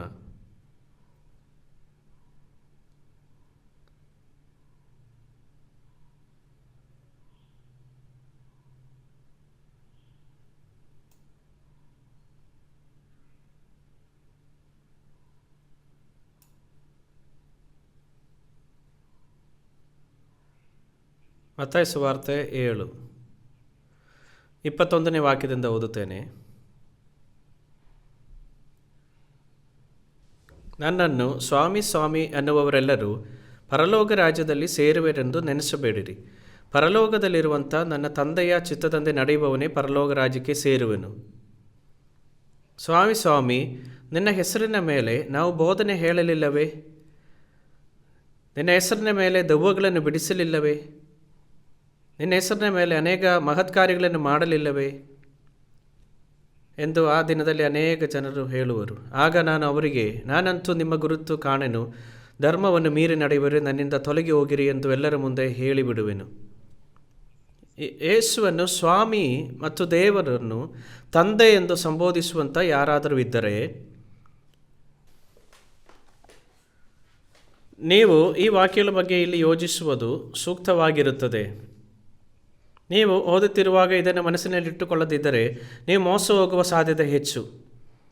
ನೀವು ಏನನ್ನಾದರೂ ಖರೀದಿಸಿದಾಗ ನೀವು ಮೋಸ ಹೋಗಬಹುದು, ಮತ್ತು ರಿಯಲ್ ಎಸ್ಟೇಟ್ನ ಖರೀದಿಸಿದಾಗ ನೀವು ಮೋಸ ಹೋಗಬಹುದು. ಈ ಜಗತ್ತಿನಲ್ಲಿ ಇನ್ನೂ ಕೆಲವು ಮಾರ್ಗಗಳಿಂದ ನೀವು ಮೋಸಗೊಳಿಸಬಹುದು. ಆದರೆ ಇಲ್ಲಿ ಪ್ರಮುಖ ವಿಷಯವೇನೆಂದರೆ, ಒಬ್ಬ ವ್ಯಕ್ತಿಯು ನಂಬಿಕೆ ಸಂಭವಿಸಿದಂಥ ಮೋಸಗೊಳಿಸಿದಾಗ ಅಂತಹ ವಂಚನೆಯಿಂದ ಹಿಂದೆ ಸರಿಯುವುದಿಲ್ಲ ಎಂದು ಅರ್ಥ ಮಾಡಿಕೊಳ್ಳುವುದು ಬಹಳ ಮುಖ್ಯವಾಗಿದೆ.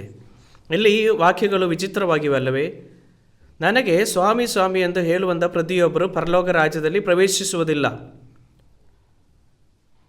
ಆದರೆ ಪರಲೋಕದಲ್ಲಿರುವಂಥ ನನ್ನ ತಂದೆಯ ಚಿತ್ತವನ್ನು ಮಾಡುವವರು ಮಾತ್ರ ಪರಲೋಕದಲ್ಲಿ ಸೇರುವನು. ಯೇಸು ಈ ವಾಕ್ಯಗಳನ್ನು ಹೇಳಿದನು. ನೀವು ಇಲ್ಲಿ ನೋಡಿದರೆ ಪರಲೋಕದಲ್ಲಿರುವಂಥ ದೇವರ ಚಿತ್ತವನ್ನು ಮಾಡುವವನು ಎಂದು ಹೇಳುತ್ತದೆ. ಹಾಗಾದರೆ ಈ ಎಲ್ಲದರಲ್ಲಿಯೂ ನೀವೆಲ್ಲಿ ನಿಲ್ಲುತ್ತೀರಿ? ಈ ಜಗತ್ತಿನಲ್ಲಿ ನಿಮ್ಮ ಜೀವನದಲ್ಲಿ ನಿಮ್ಮ ಕಾರ್ಯಗಳು ದೇವರ ಚಿತ್ತದ ಅನುಗುಣವಾಗಿಯೇ ಇದೆ ಎಂಬುದಾಗಿ ಯೋಚನೆ ಮಾಡಿರಿ. ಇದು ನೀವು ಪರಿಗಣಿಸಬೇಕಾದ ವಿಷಯವಾಗಿದೆ. ಏಕೆಂದರೆ ನೀವು ಈ ವಿಷಯದಲ್ಲಿ ವಿಫಲವಾಗಿದ್ದೀರಿ ಎಂದು ನೀವು ಕಂಡುಕೊಂಡರೆ ನೀವು ಪರಲೋಕ ರಾಜ್ಯದಲ್ಲಿ ಪ್ರವೇಶಿಸಲು ಸಾಧ್ಯವಾಗುವುದಿಲ್ಲ. ಇದು ಕೇವಲ ಬಿಟ್ಟು ಬಿಡಬೇಕಾದ ಒಂದು ವಿಷಯವಲ್ಲ. ನೀವು ದೇವರ ಚಿತ್ತದಂತೆ ವರ್ತಿಸುತ್ತೀರಾ ಎಂದು ನೀವೇ ಕೇಳಿಕೊಳ್ಳಬೇಕು. ಇದು ನೀವು ನಿಕಟವಾಗಿ ಪರಿಗಣಿಸಬೇಕಾಗಿರುವಂಥ ಪ್ರಶ್ನೆಯಾಗಿದೆ. ನೀವು ಬೈಬಲನ್ನು ಓದುತ್ತಿರುವಾಗ ನೀವು ಕೆಲವು ಮೀನುಗಳನ್ನು ತಿನ್ನುವಾಗ ನಿಮ್ಮ ಗಣ್ಣಲ್ಲಿ ಮೀನಿನ ಮುಳ್ಳು ಸಿಕ್ಕಿಕೊಂಡು ಗಾಯಪಡುವ ಹಾಗೆ ಅನೇಕ ವಾಕ್ಯಗಳನ್ನು ನೀವು ನೋಡುತ್ತೀರಿ. ಆದರೆ ಈ ಸಂದರ್ಭದಲ್ಲಿ ಅದೇ ಅನ್ವಯಿಸುತ್ತದೆ. ಬಹುಶಃ ನೀವು ನಿಮ್ಮ ಜೀವನವನ್ನು ಯೇಸುವಿನಲ್ಲಿ ಶ್ರದ್ಧಾಭಕ್ತಿಯಿಂದ ಪರಿಗಣಿಸಿ ಮತ್ತು ನೀವು ಪರಲೋಕಕ್ಕೆ ಹೋಗುತ್ತೀರಿ ಎಂಬುದಾಗಿ ನಂಬುತ್ತೀರಿ. ಆದರೆ ಒಂದು ದಿನ ನೀವು ಬೈಬಲನ್ನು ಓದುವಾಗ ಮತ್ತು ನೀವು ದೇವರ ಚಿತ್ತವನ್ನು ಮಾಡದಿದ್ದರೆ ನೀವು ಪರಲೋಕ ರಾಜ್ಯದಲ್ಲಿ ಹೋಗುವುದಿಲ್ಲ ಎಂಬುದಾಗಿ ಅರ್ಥ ಮಾಡಿಕೊಳ್ಳುತ್ತೀರಿ. ಮತ್ತು ಈ ವಿಷಯ ನಿಮ್ಮ ಗಣ್ಣಲ್ಲಿ ಸಿಕ್ಕಿರುವಂಥ ಮುಳ್ಳಿನ ಹಾಗೆ ಇರುತ್ತದೆ.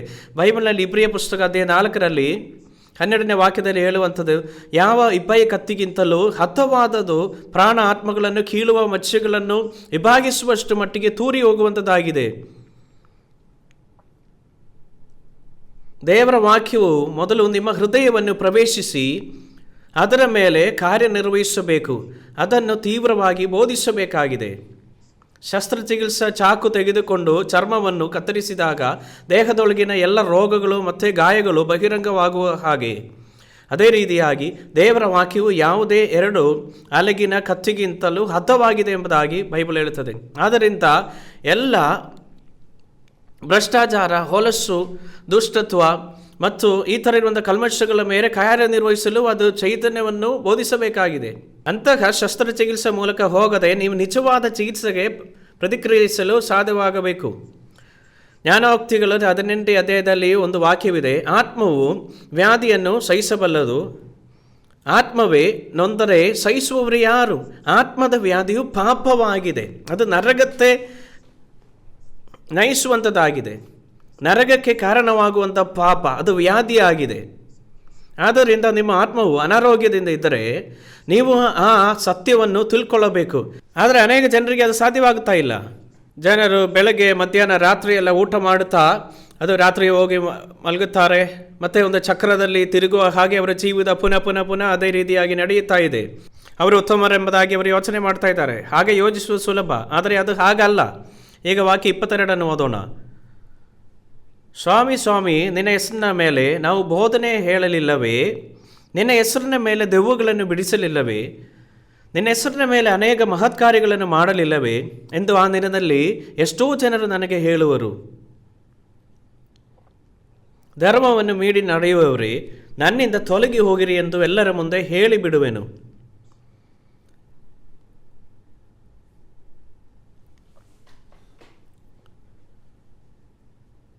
ಇಲ್ಲಿ ನಾವು ಸರಾಸರಿ ವ್ಯಕ್ತಿಗಿಂತ ಅಸಾಧಾರಣವಾದ ಹೆಚ್ಚಿನ ನಂಬಿಕೆಯನ್ನು ಹೊಂದಿರುವಂಥ ಜನರ ಬಗ್ಗೆ ನಾವು ನೋಡಬಹುದು. ಆದರೆ ಒಂದು ದಿನ, ಆ ದಿನ ಅಂದರೆ ಯೇಸು ಈ ಭೂಮಿಗೆ ಹಿಂದಿರುವ ದಿನ, ನಾವೆಲ್ಲರೂ ಅವನ ಮುಂದೆ ನಿಲ್ಲುವಂಥ ಆ ದಿನ, ಆ ಸಮಯದಲ್ಲಿ ಅಂತಹ ಮಹಾ ನಂಬಿಕೆಯುಳ್ಳ ಈ ಜನರು, ನೀವು ಯಾರೆಂದು ನನಗೆ ಗೊತ್ತಿಲ್ಲ, ನೀವು ಧರ್ಮವನ್ನು ಮೀರಿ ನಡೆಯುವರು, ನನ್ನಿಂದ ತೊಲಗಿ ಹೋಗಿರಿ, ಅವರು ನರಕಕ್ಕೆ ಹೋಗುತ್ತಾರೆ. ಅದು ಯಾಕೆ?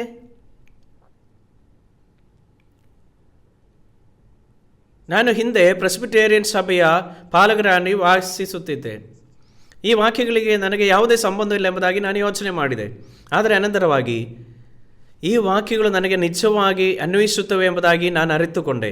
ದೇವರ ಹೆಸರಿನಲ್ಲಿ ಪ್ರವಾದನೆ ಮಾಡಿದಂಥ ಜನರ ಬಗ್ಗೆ ಇಲ್ಲಿ ಮಾತನಾಡುವಾಗ ಅದು ದೇವರ ವಾಕ್ಯವನ್ನು ಬೋಧಿಸುವವರನ್ನು ಉಲ್ಲಂಘಿಸುತ್ತದೆ. ನಂತರ ಅದು ಹೇಳುತ್ತದೆ, ನಿಮ್ಮ ಹೆಸರಿನಲ್ಲಿ ದೆವ್ವಗಳನ್ನು ಬಿಡಿಸಿದೆ.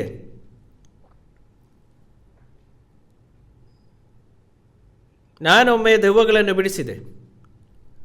ಆ ಸಮಯದಲ್ಲಿ ನಾನು ಹೊಸದಾಗಿ ಹುಟ್ಟಿದ್ದಿಲ್ಲ. ನಾನು ದೆವ್ವಗಳನ್ನು ಬಿಡಿಸಿದೆ. ಮತ್ತು ಇಲ್ಲಿ ಅವರು ಅನೇಕ ಅದ್ಭುತಗಳನ್ನು ಮಾಡಿದರುವೆಂದು, ಅವರು ಅನೇಕ ಸೂಚ ಕಾರ್ಯಗಳು ಮತ್ತು ಅದ್ಭುತಗಳನ್ನು ಮಾಡಿದ್ದಾರೆ ಎಂಬುದಾಗಿ ಅರ್ಥ. ಅವರು ಅನ್ಯ ಭಾಷೆಗಳಲ್ಲಿ ಮಾತಾಡಿದ್ದಾರೆ, ಜನರ ಮೇಲೆ ಕೈಗಳನ್ನು ಇಟ್ಟಿದ್ದಾರೆ, ಅವರು ಗುಣಪಡಿಸಿದ್ದಾರೆ. ಇದು ಅನೇಕ ಅದ್ಭುತಗಳನ್ನು ಮಾಡಿದಂಥ ಅನೇಕರ ಬಗ್ಗೆ ಹೇಳುತ್ತದೆ. ಇದು ಈ ಜನರು ಹೊಂದಿರುವಂಥ ಸಾಮಾನ್ಯ ನಂಬಿಕೆ ಎಂದು ನೀವು ಭಾವಿಸುತ್ತೀರಾ? ಇದು ಪ್ರಚಂಡ ನಂಬಿಕೆಯ ಜನರ ಬಗ್ಗೆ ಮಾತನಾಡುತ್ತಿದೆ. ಆದರೆ ಅವರು ಹಿಂತಿರುಗಿದ ನಂತರ ಯೇಸುವಿನ ಮುಂದೆ ನಿಂತಾಗ, ನಾನು ನಿನ್ನನ್ನು ಎಂದಿಗೂ ತಿಳಿದಿರಲಿಲ್ಲ ಎಂದು ಏಕೆ ಹೇಳಿದರು? ಆದರೆ ಇಲ್ಲಿ ಅವರು ಧರ್ಮವನ್ನು ಮೀರಿ ನಡೆಯುವವರು ಎಂಬುದಾಗಿ ಹೇಳುತ್ತದೆ. ಮಾಡಬಾರದ ಕೆಲಸಗಳನ್ನು ಮಾಡುವವರೇ ದುಷ್ಟರು. ಆದರೆ ಅದು ವಿಚಿತ್ರ. ಅನೇಕ ಪವಾಟಗಳನ್ನು ಮಾಡಿದ್ದೇನೆ ಎಂದು ಹೇಳುವವರಿಗೆ ಹೀಗೆ ಸ್ವಾಮಿ ಹೇಳ್ತಾರೆ, ನಾನಂದು ನಿಮ್ಮ ಗುರುತು ಕಾಣೆನು, ಧರ್ಮವನ್ನು ಮೀರಿ ನಡೆಯುವವರೇ ನನ್ನಿಂದ ತೊಲಗಿ ಹೋಗಿರಿ ಎಂದು ಯೇಸು ಹೇಳುತ್ತಾರೆ, ಮತ್ತು ನೀವು ನರಕದಲ್ಲಿ ಸೇರುತ್ತೀರ. ಅದು ಯಾಕೆ ಎಂಬುದಾಗಿ ನೀವೇನು ಯೋಚನೆ ಮಾಡ್ತೀರಿ? ಆದ್ದರಿಂದ ನಾವಿಲ್ಲಿ ಅರ್ಥ ಮಾಡಿಕೊಳ್ಳಬೇಕಾಗಿರೋ ಒಂದು ವಿಷಯ, ಇದನ್ನು ಪವಿತ್ರಾತ್ಮದ ಮೂಲಕ ಕೈಕೊಳ್ಳುವ ಸಮಯಗಳಿವೆ ಮತ್ತು ಅದು ಇಲ್ಲದಿರುವಂಥ ಸಮಯಗಳಿವೆ. ನಾನು ವಿವರಿಸುತ್ತೇನೆ. ನಾನು ಇದನ್ನು ಮೊದಲೇ ಹೇಳಿದ್ದೇನೆ. ಆದರೆ ಮನುಷ್ಯನನ್ನು ಆತ್ಮ ಪ್ರಾಣ ಶರೀರದಿಂದ ಮಾಡಲ್ಪಟ್ಟಿದೆ. ಆದಮ ಪಾಪ ಮಾಡಿದಾಗ ಸಹಜವಾಗಿ ಅವನ ಆತ್ಮವು ಸತ್ತು ಹೋಯಿತು. ಆದರೆ ಅವನ ಆತ್ಮವು ಶಕ್ತಿಯು ಸಹ ಸೀಮಿತವಾಯಿತು. ಮೂಲತಃ ಮನುಷ್ಯನ ಆತ್ಮವು ಮಹತ್ತರವಾಗಿ ಶಕ್ತಿಯುತವಾಗಿತ್ತು. ಆ ಶಕ್ತಿ ಅವನ ಆತ್ಮದಲ್ಲಿತ್ತು. ನಮ್ಮ ಆಧುನಿಕ ನಾಗರಿಕತೆಯಲ್ಲಿ ಮಾನವ ಆತ್ಮದ ಪ್ರಪಂಚವು ಸಹೋದಯದ ಅವಧಿಯನ್ನು ಅನುಸರಿಸಿ ಹೆಚ್ಚು ಅಭಿವೃದ್ಧಿಯನ್ನು ಹೊಂದಿದೆ. ಆದ್ದರಿಂದ ಆತ್ಮದ ವಿಷಯಕ್ಕೆ ಬಂದಾಗ ಆತ್ಮವು ಬುದ್ಧಿಶಕ್ತಿ ಮತ್ತು ಇದರ ಹಲವಾರು ಶಕ್ತಿಗಳನ್ನು ಒಳಗೊಂಡಿದೆ ಮತ್ತು ಸ್ವಲ್ಪ ಮಟ್ಟಿಗೆ ಇವುಗಳು ಅಭಿವೃದ್ಧಿಯನ್ನು ಹೊಂದಿ. ಆದ್ದರಿಂದ ವೈಜ್ಞಾನಿಕವಾಗಿ ಹೇಳುವುದಾದರೆ ಮನುಷ್ಯನು ಚಂದ್ರನ ಕಡೆಗೆ ಕೂಡ ಹೋಗುವುದಕ್ಕೆ ಸಾಧ್ಯ. ಅವರು ಕಂಪ್ಯೂಟರ್ಗಳನ್ನು, ಪರಿಣಾಮ ಶಸ್ತ್ರಾಸ್ತ್ರಗಳನ್ನು ನಿರ್ಮಿಸಲು ಸಾಧ್ಯ. ಇದು ಅಭಿವೃದ್ಧಿಯ ಯುಗವಾಗಿದೆ. ಆದರೆ ಆತ್ಮಶಕ್ತಿಯನ್ನು ಹೊಂದಿದ್ದೀರಿ, ಆದರೆ ರೋಗಗಳನ್ನು ಕೂಡ ವಾಸಿ ಮಾಡುವುದಕ್ಕೆ ಸಾಧ್ಯ. ಈ ವಿಷಯಗಳು ಕ್ರಿಶ್ಚಿಯನ್ ಧರ್ಮಕ್ಕೆ ಪ್ರವೇಶಿಸಿದವು. ಅವರು ಒಬ್ಬ ವ್ಯಕ್ತಿಯ ಮೇಲೆ ಕೈ ಹಾಕುವ ಮೂಲಕ ರೋಗಗಳನ್ನು ಗುಣಪಡಿಸುವುದಕ್ಕೆ ಸಾಧ್ಯ. ಮತ್ತು ಇದಕ್ಕಿಂತ ವಿಚಿತ್ರವಾದ ಸಂಗತಿ ಏನೆಂದರೆ, ಈ ಸಂಗತಿ ನಿಜವಾದ ಸಂಭವಿಸುತ್ತದೆ. ಆದರೆ ಇವುಗಳನ್ನು ಪವಿತ್ರಾತ್ಮದ ಮೂಲಕವಾಗಿ ಮಾಡುವುದಿಲ್ಲ. ಇದರಿಂದಲೇ ಇದು ದುಷ್ಟತ್ವವಾಗಿದೆ. ಆತ್ಮ ಮತ್ತು ಶರೀರದ ಶಕ್ತಿಯನ್ನು ಸಂಯೋಜಿಸುವ ಮನಸ್ಸಿನ ಪ್ರಕ್ರಿಯೆಯು ಒಳಗೆಯಿಂದ ಅವುಗಳನ್ನು ಮಾಡಲಾಗುತ್ತದೆ. ಏಕೆಂದರೆ ಈ ಕ್ರಿಯೆಗಳು ದುಷ್ಟತ್ವಗಳಾಗಿವೆ. ದೆವ್ವಗಳನ್ನು ಓಡಿಸುವಾಗ ನಾನು ಆ ಸಮಯದಲ್ಲಿ ಸತ್ತಿದ್ದರೆ ನಾನು ನರಕಕ್ಕೆ ಹೋಗುತ್ತಿದ್ದೆ. ಏಕೆಂದರೆ ನಾನು ಇಲ್ಲಿ ವಿವರಿಸಿದ ಜನರಂತೆಯೇ ಇದೆ. ಆದ್ದರಿಂದ ಯಾವುದು ಸತ್ಯ ಮತ್ತು ಯಾವುದು ಸುಳ್ಳು ಎಂಬುದನ್ನು ವಿವೇಚಿಸುವಂತೆಯೇ ಅದು ಸತ್ಯವು. ನೀವು ಇದನ್ನು ಮಾಡಲು ಸಾಧ್ಯವಾಗದಿದ್ದರೆ ನೀವು ಮೋಸ ಹೋಗಿದ್ದೀರಿ ಅಂತ ಅರ್ಥ. ಈ ದಿನಗಳಲ್ಲಿ ಯೇಸುವನ್ನು ನಂಬುತ್ತೇವೆ ಎಂಬುದಾಗಿ ಹೇಳುವಂಥ ಜನರು ಉಜ್ಜೀವನದ ಸಭೆಗಳಿಗೆ ಸೇರುತ್ತಾರೆ ಮತ್ತು ಯಾರಾದರೂ ಅದ್ಭುತಗಳನ್ನು ಮಾಡುತ್ತಾರೆ ಎಂಬುದಾಗಿ ಹೇಳಿದರೆ ಅಲ್ಲಿಗೆ ಓಡುತ್ತಾರೆ, ಆಶ್ಚರ್ಯ ಸೂಚಕಾರ್ಯಗಳು ಮಾಡುತ್ತಾರೆ. ಆದರೆ ನಿಜವಾಗಿ ನೀವು ತುಂಬ ಜಾಗರೂಕರಾಗಿರಬೇಕು. ನಿಜವಾದ ಸಮಸ್ಯೆ ಏನು? ನಿಮ್ಮ ಆತ್ಮದಲ್ಲಿನ ರೋಗವು ನಿಜವಾಗಿ ವಾಸಿಯಾಗಿದೆಯೋ ಎಂಬುದು ಸಮಸ್ಯೆ ಆಗಿದೆ. ನಿಮ್ಮ ಅಂತರಂಗ, ನಿಮ್ಮ ಆತ್ಮ, ನಿಮ್ಮ ಪಾಪ ಪ್ರಜ್ಞೆಯು ಸಂಪೂರ್ಣವಾಗಿ ಪಾಪದಿಂದ ಮುಕ್ತವಾಗಿದೆಯೇ? ನೀವು ಈ ರೀತಿಯಲ್ಲಿ ಮುಕ್ತಿ ಹೊಂದಿದ್ದೀರಾ? ಇದು ಒಂದು ಸಮಸ್ಯೆ ಆಗಿದೆ.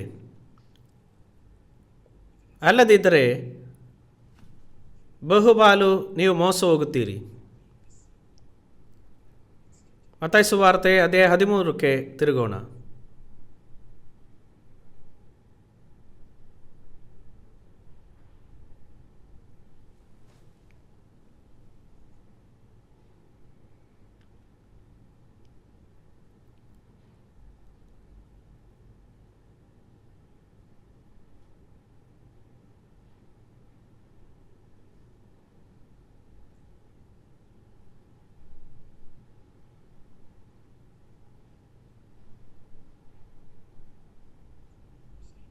ಹದಿನೆಂಟನೇ ವಾಕ್ಯ ಮತ್ತಾಯ ಸುವಾರ್ತೆ 13:18 ವಾಕ್ಯ. ಬಿತ್ತುವವನ ವಿಷಯವಾದ ಸಾಮ್ಯದ ಅರ್ಥವನ್ನು ಕೇಳಿರಿ. ಯಾವನಾದರೂ ಪರಲೋಕ ರಾಜ್ಯದ ವಾಕ್ಯವನ್ನು ಕೇಳಿ ತಿಳ್ಕೊಳ್ಳದೆ ಇರುವಲ್ಲಿ ಸೈತಾನ ಬಂದು ಆ ಮನುಷ್ಯನ ಮನಸ್ಸಿನಲ್ಲಿ ಬಿತ್ತಿದ್ದನ್ನು ತೆಗೆದುಕೊಳ್ಳುತ್ತಾನೆ. ಈ ಮನುಷ್ಯನೇ ಬೀಜ ಬಿದ್ದ ದಾರಿ ಮಗುಲಾಗಿರುವವನು. ಇಲ್ಲಿ ಏನು ಹೇಳ್ತದೆ ನೋಡಿರಿ. ಇದು ಪರಲೋಕ ರಾಜ್ಯದ ಕುರಿತಾದ ಒಂದು ದೃಷ್ಟಾಂತವಾಗಿದೆ. ಯೇಸು ಬಿತ್ತುವವನ ದೃಷ್ಟಾಂತವನ್ನು ಬೆಳೆಸಿಕೊಂಡು ಪರಲೋಕ ರಾಜ್ಯದ ಕುರಿತು ಮಾತನಾಡಿದರು. ಬೀಜವು ದೇವರ ವಾಕ್ಯವಾಗಿದೆ. ಬೀಜವು ಹೃದಯದಲ್ಲಿ ಬಿತ್ತಲ್ಪಟ್ಟ ದೇವರ ವಾಕ್ಯವಾಗಿದೆ. ಮೊದಲ ವಿಧದ ಹೃದಯವು ದಾರಿಯ ಮಗುಲಲ್ಲಿದ್ದವರು. ದಾರಿ ಗಟ್ಟಿಯಾಗಿದ್ದರೂ ಕೂಡ ನಡೆದುಕೊಂಡು ಹೋಗುವ ಜನರಿಂದ ತುಳಿಯತಕ್ಕ ಒಳಗಾಗ ಜಾಗ ಆಗಿದೆ. ಅಂತಹ ಹೃದಯವುಳ್ಳ ವ್ಯಕ್ತಿಯು ಬೈಬಲನ್ನು ಮಾತುಗಳನ್ನು ಕೇಳುತ್ತಾನೆ. ಆದರೆ ವಾಕ್ಯಗಳು ಅವನ ಹೃದಯವನ್ನು ಪ್ರವೇಶಿಸಿದ ಕಾರಣ ಪಕ್ಷಿಗಳು ಬಂದು ಅವುಗಳನ್ನು ತಿನ್ನುತ್ತವೆ. ಬೇರೆ ರೀತಿಯಲ್ಲಿ ಹೇಳುವುದಾದರೆ ಸೈತಾನ ಅವರನ್ನು ಹಸಿದುಕೊಳ್ಳುತ್ತವೆ. ಇಲ್ಲಿ ಅದನ್ನು ಹೇಳುತ್ತದೆ ಅಲ್ವೇ?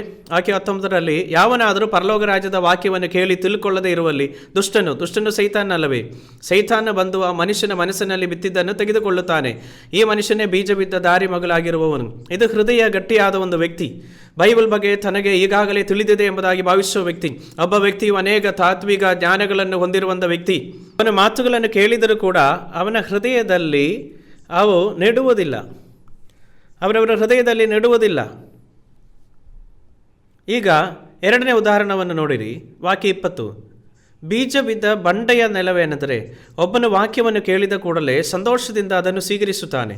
ತನಗೆ ಬೇರಿಲ್ಲದ ಕಾರಣ ಇವನು ಸ್ವಲ್ಪ ಕಾಲ ಮಾತ್ರವೇ ಇದ್ದು ಆ ವಾಕ್ಯದ ನಿಮಿತ್ತವಾಗಿ ಸಂಕಟವಾಗಲಿ ಹಿಂಸೆಯಾಗಲಿ ಬಂದರೆ ಬೇಗ ಎಡವಿ ಬೀಳುತ್ತಾನೆ. ನಾವು ಈ ಸಮ್ಮೇಳನಗಳನ್ನು ನಡೆಸುತ್ತಿರುವಾಗ ಇಂತಹ ಅನೇಕ ಜನರನ್ನು ನಾವು ಕಾಣುತ್ತೇವೆ. ಅವರು ಬಹಳ ಆಸಕ್ತಿಯಿಂದ ವಾಕ್ಯವನ್ನು ಕೇಳುತ್ತಾರೆ. ಅವರು ಈ ರೀತಿಯಾಗಿ ಏನು ಕೇಳಿಲ್ಲ ಎಂಬುದಾಗಿ ಹೇಳುತ್ತಾರೆ. ಆಗ ನಾನು ರಕ್ಷಿಸಲ್ಪಟ್ಟಿದ್ದೇನೆ. ಆದರೆ ಇದು ನಿಜವಾದ ರಕ್ಷಣೆ ಅಲ್ಲ. ಮೊದಲಿಗೆ ಅವರು ತುಂಬ ಸತ್ಕ್ರಿಯರಾಗಿರುತ್ತಾರೆ. ಆದರೆ ನಂತರವಾಗಿ ಸಣ್ಣದೊಂದು ತೊಂದರೆ ಉಂಟಾಗುವಾಗ ಅವರು ತಕ್ಷಣವೇ ತಿರುಗುತ್ತಾರೆ. ಏಕೆಂದರೆ ಮಣ್ಣು ಆಳವಿಲ್ಲ. ಆಗ ಅವರ ಕೆಳಗಡೆ ಬಂಡೆ ಇರುವ ಕಾರಣವಾಗಿ ಬೇರು ಹೋಗಿಲ್ಲ. ಇದು ಅವರ ಹೃದಯದ ಸ್ಥಿತಿಯಾಗಿದೆ. ಈಗ ಮೂರನೇ ರೀತಿಯ ವ್ಯಕ್ತಿಯನ್ನು ನೋಡಿರಿ. ವಾಕ್ಯ 22. ಒಬ್ಬನು ವಾಕ್ಯವನ್ನು ಕೇಳಿದಾಗ್ಯೂ ಪ್ರಪಂಚದ ಚಿಂತೆಯು ಐಶ್ವರ್ಯದಿಂದುಂಟಾಗುವ ಮೋಸವು ಆ ವಾಕ್ಯವನ್ನು ಅಡಗಿಸಿ ಬಿಡುವುದರಿಂದ ಫಲವನ್ನು ಕೊಡದೇ ಇರುತ್ತಾನೆ. ಇವನೇ ಮುಳ್ಳುಗಿಡಗಳಲ್ಲಿ ಬೀಜ ಬಿದ್ದ ನೆಲವಾಗಿರಿ. ಇಲ್ಲಿ ಹೇಳುವುದೇನು? ಮುಳ್ಳಿನ ರೀತಿಯಾಗಿರುವಂಥ ನೆಲ. ಈ ಹೃದಯವು ಈ ಪ್ರಪಂಚದ ವಿಷಯವು ಮತ್ತೆ ಸಂಪೂರ್ಣವಾಗಿ ತೊಡಗಿದೆ. ಈ ಲೋಕದ ವಿಷಯಗಳಿಂದ ತುಂಬಿಕೊಂಡಿರುವಂಥ ಒಂದು ಹೃದಯ. ಆಗ ಈ ರೀತಿಯಾಗಿರುವಂಥ ಹೃದಯವಾಗಿರುವಂಥ ಕಾರಣವಾಗಿ ವಚನ ಕೇಳಿದರೂ ಕೂಡ ಅವರಿಗೆ ತಿಳ್ಕೊಳ್ಳೋದಕ್ಕೆ ಆಗದಿರುವಂಥ ಹೃದಯ. ಆದ್ದರಿಂದ ಈ ವಾಕ್ಯಗಳು ಅವರಿಗೆ ಫಲ ಕೊಡುವುದಿಲ್ಲ. ಯಾಕೆ ಈ ಥರ ಮಾತಾಡ್ತಾ ಎಂಬುದೇ ನಾನು ಹೇಳ್ತೇನೆ. ನಾವೀಗ ಉಪನ್ಯಾಸಗಳ ಕೋರ್ಸನ್ನು ಅರ್ಧ ದಾರಿಯಲ್ಲಿ ಇದ್ದೇವೆ.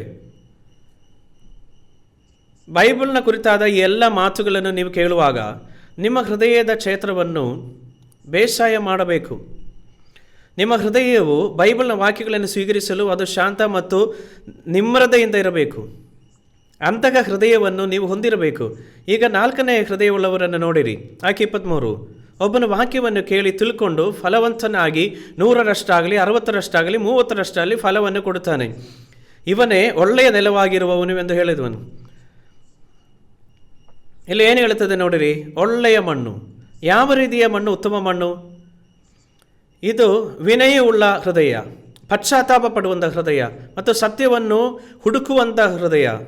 ಅಂತಹ ಹೃದಯ ಮೇಲೆ ಬೀಜವು ಬಿದ್ದಾಗ ಅದು ತಕ್ಷಣವೇ ಮೊಳಕೆ ಒಡೆಯುತ್ತದೆ ಮತ್ತು ಹೆಚ್ಚಿನ ಫಲವನ್ನು ಕೊಡುತ್ತದೆ.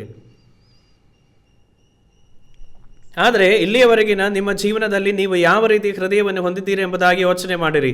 ಈ ಬೈಬಲ್ ಮಾತುಗಳನ್ನು ನೀವು ಕೇಳುತ್ತಿರುವಾಗ ನಿಮ್ಮ ಹೃದಯವು ಫಲವತ್ತವಾಗಿ ಮಣ್ಣಿನಂತೆ ಆಗಬಹುದು.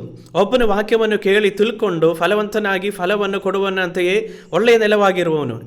ಇದೇನು ಹೇಳುತ್ತದೆ? ಅವನು ತಿಳ್ಕೊಳ್ಳುವನು. ಬೈಬಲ್ ವಾಕ್ಯಗಳನ್ನು ನಿಮ್ಮಲ್ಲಿರುವಂಥ ಸಮಸ್ಯೆಯನ್ನು ಪರಿಹರಿಸುವಂಥ ಸಂದರ್ಭವಾಗಿದೆ. ನಿಮ್ಮ ಪಾಪ ಅಥವಾ ಇದರ ವಿಷಯಗಳಿಗೆ ಸಂಬಂಧಿಸಿದ ಸಮಸ್ಯೆಯನ್ನು ಪರಿಹರಿಸುತ್ತದೆ. ಅದನ್ನೇ ಇಲ್ಲಿ ಹೇಳುತ್ತದೆ. ಈ ರೀತಿಯಾದ ತಿಳುವಳಿಕೆಯನ್ನು, ಅನುಭವವನ್ನು ನಿಮ್ಮ ಪವಿತ್ರಾತ್ಮನ ಮೂಲಕವಾಗಿ ನಿಮ್ಮ ಒಳಗಡೆ ಬರುವಾಗ ನೀವು ಹೊಸದಾಗಿ ಹುಟ್ಟಿ ಮತ್ತೆ ರಕ್ಷಿಸಲ್ಪಡುತ್ತೀರಿ. ಆದ್ದರಿಂದ ಬೈಬಲ್ ಹೇಳುತ್ತದೆ, ದೇವರ ವಾಕ್ಯವನ್ನು ಹೊಂದಿದವರನ್ನು ದೇವರುಗಳೆಂದು ಆತನು ಹೇಳಿರುವಲ್ಲಿ, ದೇವರುಗಳಾಗುವುದು ದೇವರ ವಾಕ್ಯದಲ್ಲಿನ ಸತ್ಯವನ್ನು ಅರ್ಥ ಮಾಡಿಕೊಳ್ಳಲು ಅಥವಾ ಅರಿತುಕೊಳ್ಳಲು ವಿಷಯವಾಗಿದೆ. ನೀವು ಪುನರ್ಜನ್ಮವನ್ನು ಹೊಂದಿರುವವರಾಗಿದ್ದೀರಿ. ಆ ಜನ್ಮ ನಾಶವಾಗುವಂಥ ಬೀಜದಿಂದ ಉಂಟಾಗದಲ್ಲ, ನಾಶವಾಗದಿರುವಂಥ ಬೀಜದಿಂದ ಉಂಟಾಗಿರುವುದು. ಆಗ ನೀವು ಹೊಸದಾಗಿ ಹುಟ್ಟುವವರಾಗಿರುತ್ತೀರಿ. ಕಳೆದ ಬಾರಿ ನಾನು ಪ್ರಕಟಣೆ ಪುಸ್ತಕದಲ್ಲಿ ಬಿಚ್ಚುವ ಕೀಲಿಯ 5ನೇ ಅಧ್ಯಾಯವರೆಗೆ ನಾನು ಹೇಳಿದ್ದೇನೆ. 7 ಮುದ್ರೆಗಳು ಯಾವುವು? ದೇವರು ಈ ಜಗತ್ತನ್ನು ಆದಾಮನಿಗೆ ಒಪ್ಪಿಸಿದನು. ಆದರೆ ಆದಾಮ್ ಅದನ್ನು ಸೈತಾನನಿಗೆ ಮಾರಿದಾಗ ವ್ಯವಹಾರದ ಕಾರ್ಯಗಳು 7 ಮುದ್ರೆಗಳಿಂದ ಮುಚ್ಚಲ್ಪಟ್ಟ ಸುರುಳಿಯ ರೂಪವನ್ನು ಪಡೆದುಕೊಂಡೆವು. ಇದು ವಾಸ್ತವವಾಗಿ ಪ್ರಕಟಣೆ ಪುಸ್ತಕ ವಿಷಯವಾಗಿದೆ. 7 ಮುದ್ರೆಗಳಿಂದ ಮುಚ್ಚಲ್ಪಟ್ಟ ವಿಷಯಗಳು ಅದೇ 6ರಿಂದ ಪ್ರಕಟಣೆ ಪುಸ್ತಕದಲ್ಲಿ ಕಂಡುಬರುತ್ತವೆ.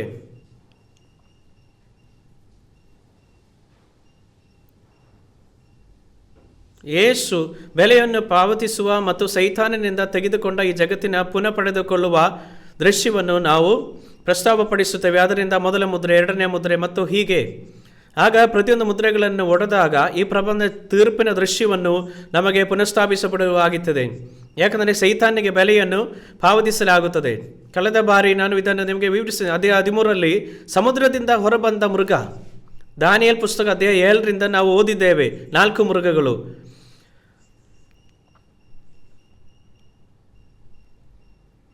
ಆಗ ಈ ಜಗತ್ತು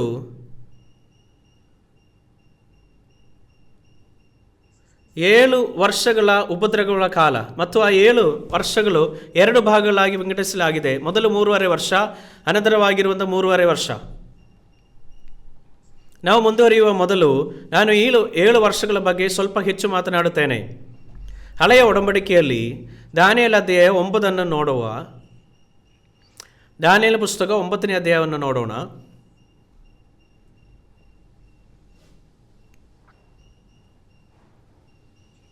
ಒಂಬತ್ತನೇ ಅಧ್ಯಾಯ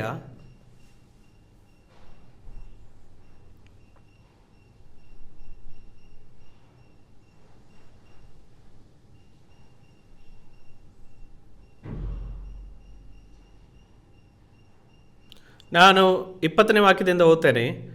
ದಾನಿಯೇಲ ಪುಸ್ತಕ 9 ಅದನ್ನು 20ರಿಂದ. ನಾನು ಬಾಯಿ ಬಿಟ್ಟು ಬೇಡಿಕೊಂಡು ನನ್ನ ಮತ್ತು ನನ್ನ ಜನರಾದ ಇಸ್ರಾಯೇಲರ ಪಾಪವನ್ನು ಅರಿಕೆ ಮಾಡುತ್ತಾ ನನ್ನ ದೇವರ ಪವಿತ್ರ ವರ್ತದ ವಿಷಯವಾಗಿ ನನ್ನ ದೇವರಾದ ಯೆಹೋವನಿಗೆ ಭಿನ್ನವಿಸಿ ಪ್ರಾರ್ಥಿಸುತ್ತಿರುವಾಗಲೇ ಮೊದಲು ನನ್ನ ಕನಸಿನಲ್ಲಿ ಕಂಡ ಗಬ್ರಿಯೇಲನೆಂಬ ಪುರುಷನು ಹಸುರಾಗಿ ಹಾರಿ ಬಂದು ಸಂಧ್ಯಾ ನೈವೇದ್ಯ ಸಮಯದಲ್ಲಿ ನನ್ನನ್ನು ಸೇರಿ ನನ್ನೊಂದಿಗೆ ಹೀಗೆ ಮಾತಾಡಿ ಉಪದೇಶಿಸಿದನು. ದಾನಿಯೇಲನೇ, ನಿನಗೆ ಜ್ಞಾನಬೋಧೆ ಮಾಡುವುದಕ್ಕೆ ಈಗ ಬಂದೇನು. ನಿನ್ನ ವಿಜ್ಞಾಪನೆಯ ಆರಂಭದಲ್ಲಿಯೇ ದೇವರ ಅಪ್ಪಣೆಯಾಯಿತು. ಅದನ್ನು ನಿನಗೆ ತಿಳಿಸಲು ಇಲ್ಲಿಗೆ ಬಂದಿದ್ದೇನೆ. ನೀನು ದೇವರಿಗೆ ಅತಿಪ್ರಿಯ. ಈ ದೈವೋಕ್ತಿಯನ್ನು ಯೋಜಿಸು, ಈ ದರ್ಶನವನ್ನು ಗ್ರಹಿಸಿಕೋ.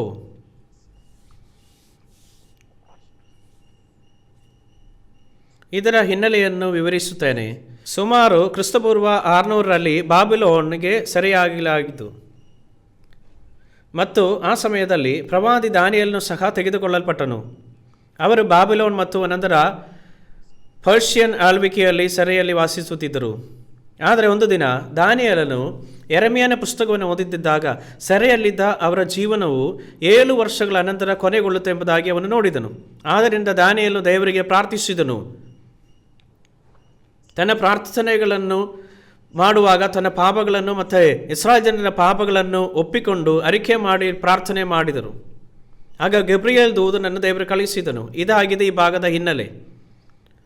ಆದ್ದರಿಂದ ಗಬ್ರಿಯಲ್ ದಾನಿಯಲ್ನಿಗೆ ಕಾಣಿಸಿಕೊಂಡು ಮತ್ತು ಅವನಿಗೆ ಒಳ್ಳೆಯ ಸುದ್ದಿಯನ್ನು ತರಲು ಬಂದಿದ್ದೇನೆ ಎಂಬುದಾಗಿ ಹೇಳಿದರು. ಮತ್ತು 24ನೇ ವಾಕ್ಯ ಓದೋಣ. ಅಧರ್ಮವನ್ನು ಕೊನೆಗಾಣಿಸುವುದು, ಪಾಪಗಳನ್ನು ತೀರಿಸುವುದು, ಅಪರಾಧವನ್ನು ನಿವಾರಿಸುವುದು, ಸತಾನನ ಧರ್ಮವನ್ನು ಸ್ಥಾಪಿಸುವುದು, ಕನಸನ್ನು ಪ್ರವಾದಿಯ ನುಡಿಯನ್ನು ಮುದ್ರೆ ಹಾಕಿ ಯಥಾರ್ಥ ಮಾಡುವುದು, ಅತಿಪರಿಶುದ್ಧವಾದದನ್ನು ಅಭಿಷೇಕಿಸುವುದು, ಇವೆಲ್ಲ ನೆರವೇರುವುದಕ್ಕೆ ಮೊದಲು ನಿನ್ನ ಜನಕ್ಕೂ ನಿನ್ನ ಪರಿಶುದ್ಧ ಪುರಕ್ಕೂ 70 ವಾರಗಳು ಕಳೆಯಬೇಕು ಎಂದು ನಿರ್ದೇಶಿಸಲಾಗಿದೆ. ಇದನ್ನು ವಿವರಿಸುತ್ತೇನೆ. ಇಸ್ರಾಯೇಲರಿಗೆ ಒಂದು ದಿನ ಸಮಯವನ್ನು ನಿರ್ಧರಿಸಲಾಗಿತ್ತು. ಆ ಸಮಯ ಎಷ್ಟೆಂದರೆ 70 ಏಳುಗಳಾಗಿತ್ತು. ಆದ್ದರಿಂದ 70 ಬಾರಿ 7 ದಿನಗಳು.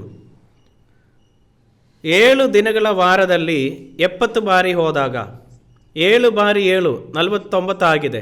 ಆದ್ದರಿಂದ ಇದು 490 ದಿನಗಳು ಕಳೆದಾಗ ಏನಾಗುತ್ತಿತ್ತು ಇಲ್ಲಿ ನೋಡೋಣ.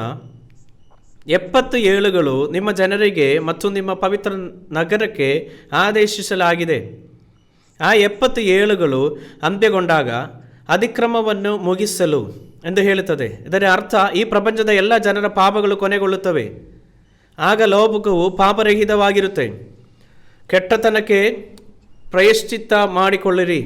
ಶಾಶ್ವತ ವಿಮೋಚನೆವಿರುತ್ತದೆ. ನಿತ್ಯವಾದ ಸದಾಚಾರವನ್ನು ತರಲು ದೇವರ ನೀತಿಯು ಪ್ರಕಟವಾಗುತ್ತದೆ. ದರ್ಶನವನ್ನು ಮತ್ತು ಭವಿಷ್ಯವಾಣಿಯನ್ನು ಮುಚ್ಚಲು ಎಲ್ಲ ಪ್ರವಾದನೆಗಳು ನೆರವೇರುತ್ತದೆ. ಇದನ್ನೇ ಹೇಳುತ್ತಿರುವುದು. ಹಾಗಾದರೆ ಇನ್ನು 490 ದಿನಗಳು ಎಂದರೆ ಏನು? ಸಂಖ್ಯೆಗಳ ಪುಸ್ತಕದಲ್ಲಿ ಮತ್ತು ಯೆಹೆಜ್ಕೇಲ್ ಅಧ್ಯಾಯ 4ರಲ್ಲಿ ಒಂದು ದಿನವನ್ನು ಒಂದು ವರ್ಷವೆಂದು ಲೆಕ್ಕಗೊಳಿಸಲಾಗಿದೆ. ಆ ಸಂದರ್ಭದಲ್ಲಿ ಇದು 490 ವರ್ಷಗಳಾಗಿದೆ. ಈ ಸಮಯದಿಂದ 490 ವರ್ಷಗಳು ಕಳೆದಾಗ ಪಾಪವು ಈ ಪ್ರಪಂಚದಿಂದ ಕಣ್ಮರೆಯಾಗುತ್ತದೆ ಮತ್ತು ಯೇಸು ರಾಜನಾಗಿ ಹಿಂದಿರುಗುತ್ತಾನೆ ಎಂಬುದೇ ಇದನ್ನ ಅರ್ಥ. ಅವರೇನು ಮಾತನಾಡುತ್ತಿದ್ದಾರೆ? ಈಗ ವಾಕ್ಯ 25 ನೋಡಿರಿ. ಇದನ್ನು ತಿಳಿದು ಮಂದಟ್ಟು ಮಾಡಿಕೋ, ಯೆರೂಸಲೇಮು ಜೀರ್ಣೋದ್ಧಾರವಾಗಿ ಕಟ್ಟಲ್ಪಡಲಿ ಎಂಬ ದೈವೋಕ್ತಿಯು ಹೊರಡುವಂತಿನಿಂದ ಅಭಿಷಿಕ್ತನಾದ ಪ್ರಭುವು ಬರುವುದರೊಳಗೆ 7 ವಾರಗಳು ಕಳೆಯಬೇಕು. ಅದು ಪುನಃ ಕಟ್ಟಲ್ಪಟ್ಟು 62 ವಾರ ಇರುವುದು. ಅದಕ್ಕೆ ಚೌಕವು ಕಂತಕವು ಇರುವವು. ಆ ಕಾಲವು ಬಹು ಕಷ್ಟಕಾಲ. ಇಲ್ಲಿ ಏನು ಹೇಳ್ತದೆ ನೋಡಿರಿ. ಇದರ ಅರ್ಥ ಯೇಸು 490 ವರ್ಷಗಳ ಅನಂತರ ಯೆರೂಸಲೇಮನ್ನು ಪುನಃಸ್ಥಾಪಿಸಲು ಮತ್ತು ಪುನರ್ನಿರ್ಮಿಸಲು ತನ್ನ ವಾಕ್ಯವು ಹೊರಡುವ ಸಮಯ. ಹಳೆಯ ಒಡಂಬಡಿಕೆಯಲ್ಲಿ ನೆಹಮೆಯ ಪುಸ್ತಕವನ್ನು ನಾವು ನೋಡೋಣ. ನೆಹಮೆಯ ಅಧ್ಯಾಯ 2. ನೆಹಮೆಯನ ಪುಸ್ತಕ ಅಧ್ಯಾಯ 2.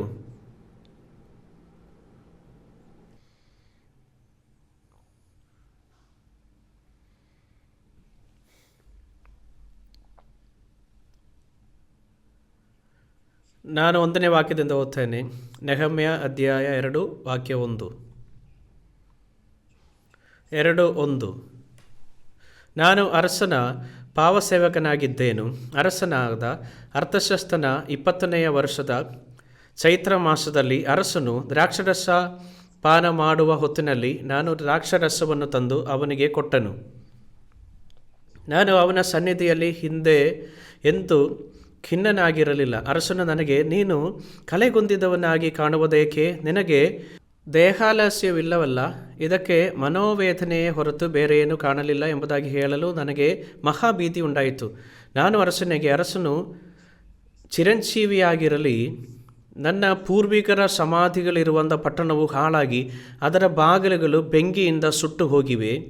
ಹೀಗಿರುವಲ್ಲಿ ನನ್ನ ಮುಖವು ಕಳಗುಂದದೆ ಇರುವುದು ಹೇಗೆ ಎಂದು ಹೇಳಿದನು. ಆಗ ಅರಸನು ನನ್ನನ್ನು, ನಿನ್ನ ಅಪೇಕ್ಷೆ ಏನುವೆಂದು ಹೇಳಿದನು. ನಾನು ಪರಲೋಕದ ದೇವರನ್ನು ಪ್ರಾರ್ಥಿಸಿ ಅರಸನಿಗೆ, ರಾಜರ ಚಿತ್ತವಿರುವುದಾದರೆ ಮತ್ತು ತಮ್ಮ ಸೇವಕನು ತಮ್ಮ ದೃಷ್ಟಿಯಲ್ಲಿ ದಯೆಗೆ ಪಾತ್ರನಾಗಿದ್ದರೆ ನನ್ನ ಪಿತೃಗಳ ಸಮಾಧಿಗಳಿರುವ ಪಟ್ಟಣವನ್ನು ತಿರುಗಿ ಕಟ್ಟುವುದಕ್ಕೋಸ್ಕರ ಯೆಹೂದ ದೇಶಕ್ಕೆ ಹೋಗಲು ನನಗೆ ಅಪ್ಪಣೆಯಾಗಬೇಕು ಎಂದು ಹೇಳಿದನು.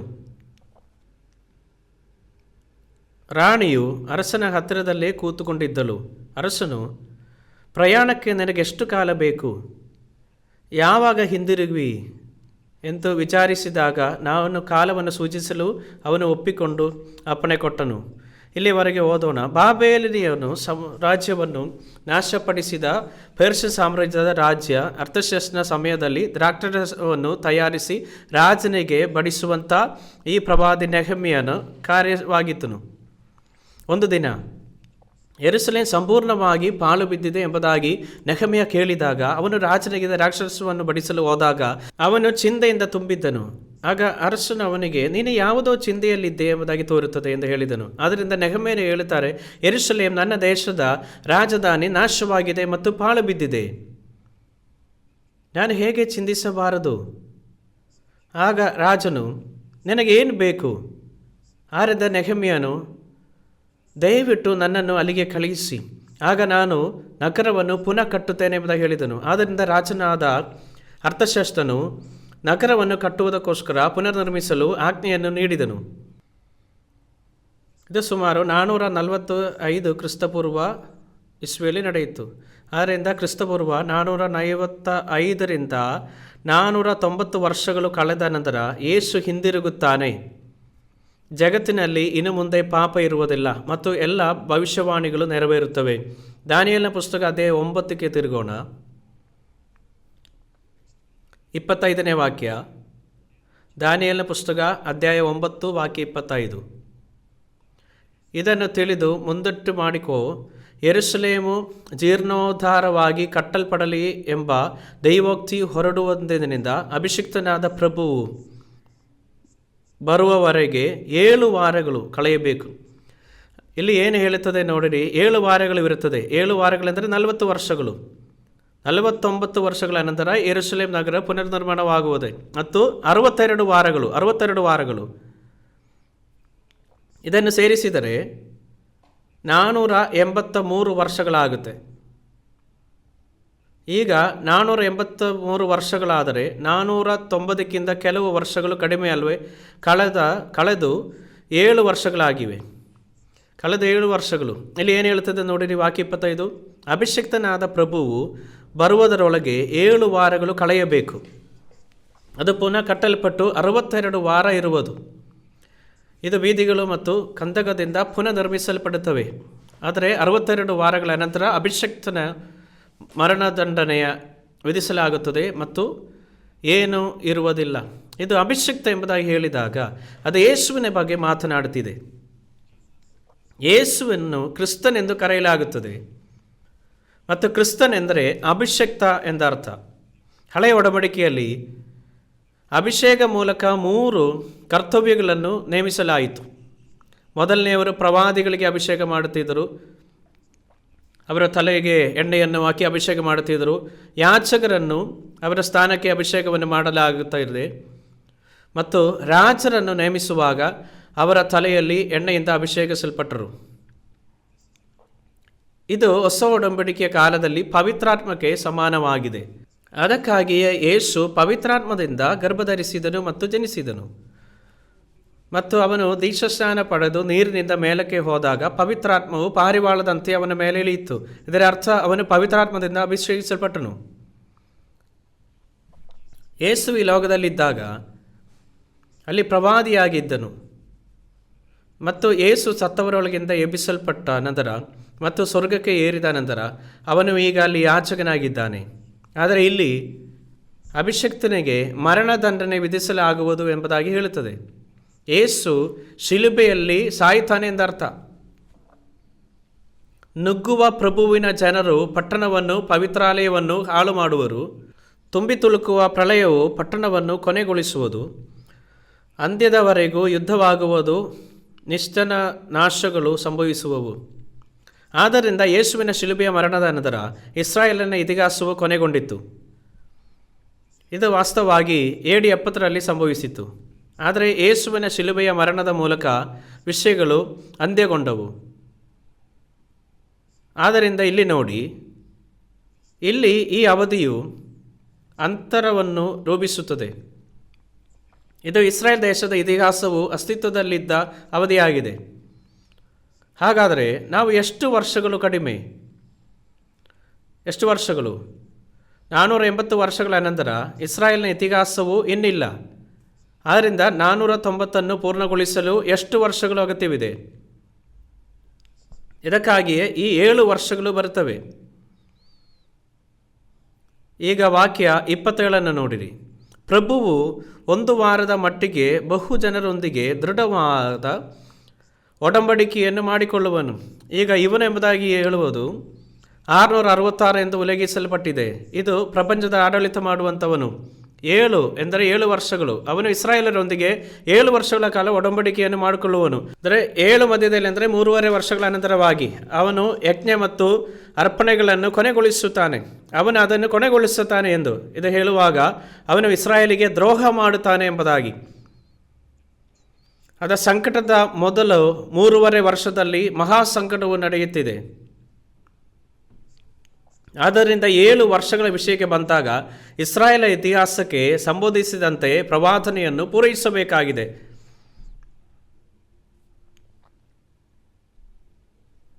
ಈಗ ನಾವು ಪ್ರಕಟಣೆ ಅಧ್ಯಾಯ 13ಗೆ ತಿರುಗೋಣ. ಪ್ರಕಟಣೆ ಅಧ್ಯಾಯ 13 ವಾಕ್ಯ 11. ಪ್ರಕಟಣೆ ಅಧ್ಯಾಯ 13 ವಾಕ್ಯ 11.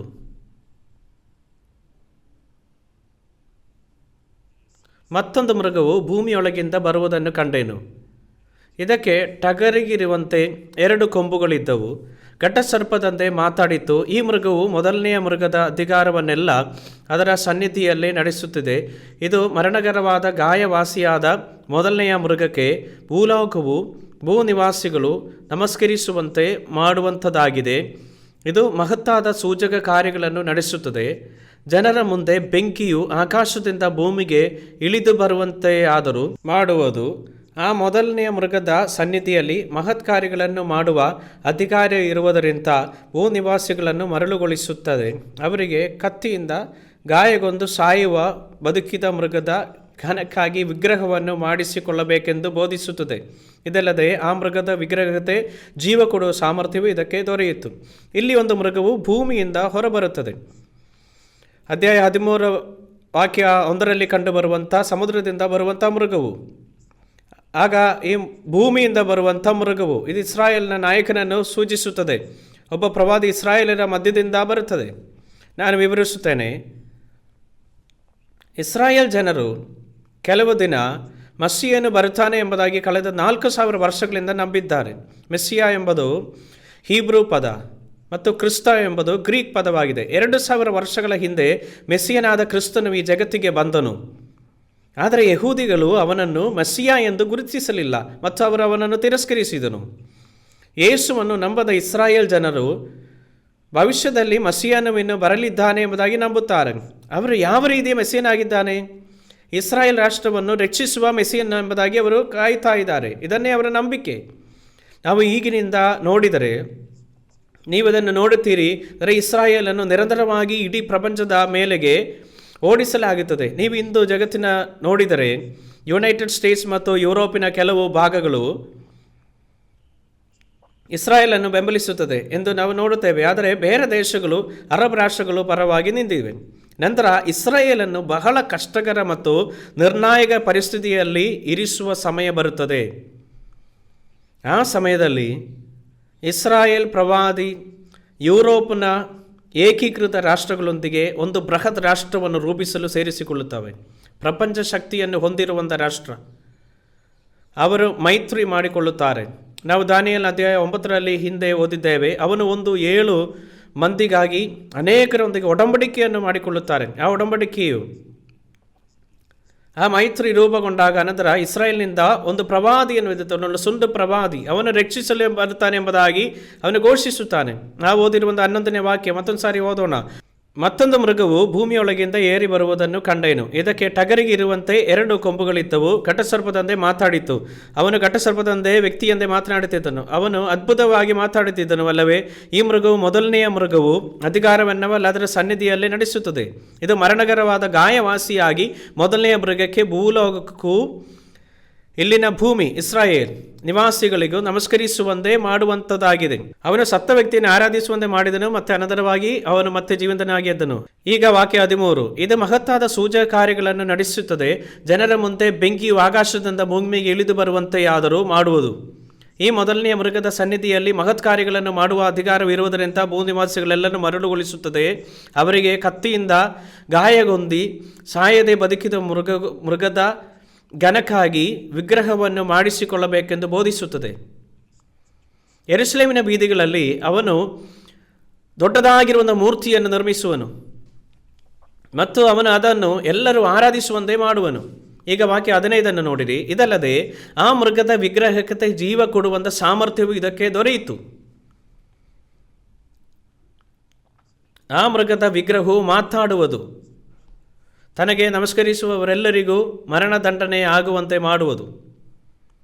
ಇದು ಮಾನವ ನಿರ್ಮಿತ ವಿಗ್ರಹವು, ಆದರೆ ಮಾತನಾಡುವಂಥ ಅದಕ್ಕೆ ಉಸಿರು ನೀಡಲಾಗಿದೆ. ಅದು ಮಾತನಾಡಬಲ್ಲೆ ಎಂಬುದಾಗಿದೆ ಹೇಳುತ್ತದೆ. ನಾನು ಈ ವಾಕ್ಯವನ್ನು ತಿಳಿದುಕೊಂಡ ನಂತರವಾಗಿ ಅನೇಕ ವರ್ಷಗಳ ಹಿಂದೆ ಈ ವಿಷಯವನ್ನು ಅರ್ಥ ಮಾಡಿಕೊಂಡೆ. ಅದಕ್ಕೂ ಮೊದಲು ವಿಗ್ರಹವು ಹೇಗೆ ಮಾತನಾಡಬಲ್ಲವೆ ಎಂಬುದಾಗಿ ನಾನು ತುಂಬ ಕುತೂಹಲವಿತ್ತು. ಅನಂತರವಾಗಿ ಯುನೈಟೆಡ್ ಸ್ಟೇಟ್ಸ್ಗೆ ಭೇಟಿಯಾದಾಗ ಅದು ಹೇಗೆ ಸಾಧ್ಯ ಎಂಬುದಾಗಿ ನಾನು ನೋಡಲು ಸಾಧ್ಯವಾಯಿತು. ಇಂದಿನ ದಿನಗಳಲ್ಲಿ ಕಂಪ್ಯೂಟರ್ಗಳು ಭಾಷಣ ಕಾರ್ಯವನ್ನು ಮಾಡುವಂಥದ್ದು ನೀವು ನೋಡಿರಬಹುದು. ನನಗೆ ಹವಾಯಿಯಲ್ಲಿ ವಾಸಿಸಿದ್ದ ಒಂದು ವ್ಯಕ್ತಿಯನ್ನು ನನಗೆ ಪರಿಚಯ ಇತ್ತು. ಯುನೈಟೆಡ್ ಸ್ಟೇಟ್ಸ್ ನೇವಿ ಡಿಪಾರ್ಟ್ಮೆಂಟ್ನಲ್ಲಿ ಕೆಲಸ ಮಾಡುತ್ತಾರೆ. ಅವರು ಕಂಪ್ಯೂಟರ್ನೊಂದಿಗೆ ಮಾತಾಡುವುದೆಂಬುದಾಗಿ ಅವರು ಹೇಳಿದರು. ಅವರು ಕಂಪ್ಯೂಟರ್ನಲ್ಲಿ ಮಾತಾಡಬಹುದು ಎಂಬುದಾಗಿ ಯಾರೋ ಒಬ್ಬರ ಭಾರವಾಗಿ ಹೆಜ್ಜೆಗಳನ್ನು ಹಾಕಿದರೂ ಕೂಡ ಅದು ಯಾರೆಂಬುದಾಗಿ ಅವರು ಗೊತ್ತು ಮಾಡಿಕೊಳ್ಳುತ್ತಾರೆ. ಇದೊಂದು ಸಾಧ್ಯವಾಗಿದೆ, ಕಾರಣ ಆ ವ್ಯಕ್ತಿಯ ಎಲ್ಲ ವಿಧವಾಗಿರುವಂಥ ಕಾರ್ಯಗಳನ್ನು ಕಂಪ್ಯೂಟರ್ನಲ್ಲಿ ಸಮೂದಿಸಿದ್ದರಿಂದ ನಿಮ್ಮ ಮಾಹಿತಿಯನ್ನು ಕೂಡ ಕಂಪ್ಯೂಟರ್ನಲ್ಲಿ ಸಮೂದಿಸಲಾಗಿದೆ.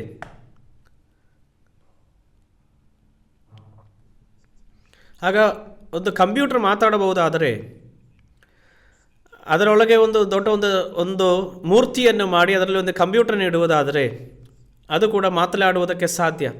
ಆಗ ದೊಡ್ಡದಾಗಿರುವ ಒಂದು ಶಬ್ದದಲ್ಲಿ ಮಾತಾಡುತ್ತದೆ. ಇದು ನಮ್ಮ ಕಣ್ಣಿನ ಮುಂದೆಯೇ ನಡೆಯುತ್ತಿದೆ. ನೀವಿಲ್ಲಿ ನೋಡಿರಿ, ಈ ಪ್ರಕಟಣೆ ಪುಸ್ತಕವನ್ನು 2000 ವರ್ಷಗಳ ಹಿಂದೆ ದಾಖಲಿಸಲಾಗಿದೆ. 2000 ವರ್ಷಗಳ ಹಿಂದೆ ಬರೆದ ಈ ಮಾತುಗಳು ಕೊನೆಗೂ ನಮ್ಮ ಕಣ್ಣ ಮುಂದೆ ಬರುತ್ತಿವೆ. ಆದ್ದರಿಂದ ಬೈಬಲ್ ಸತ್ಯವಾಗಿದೆ.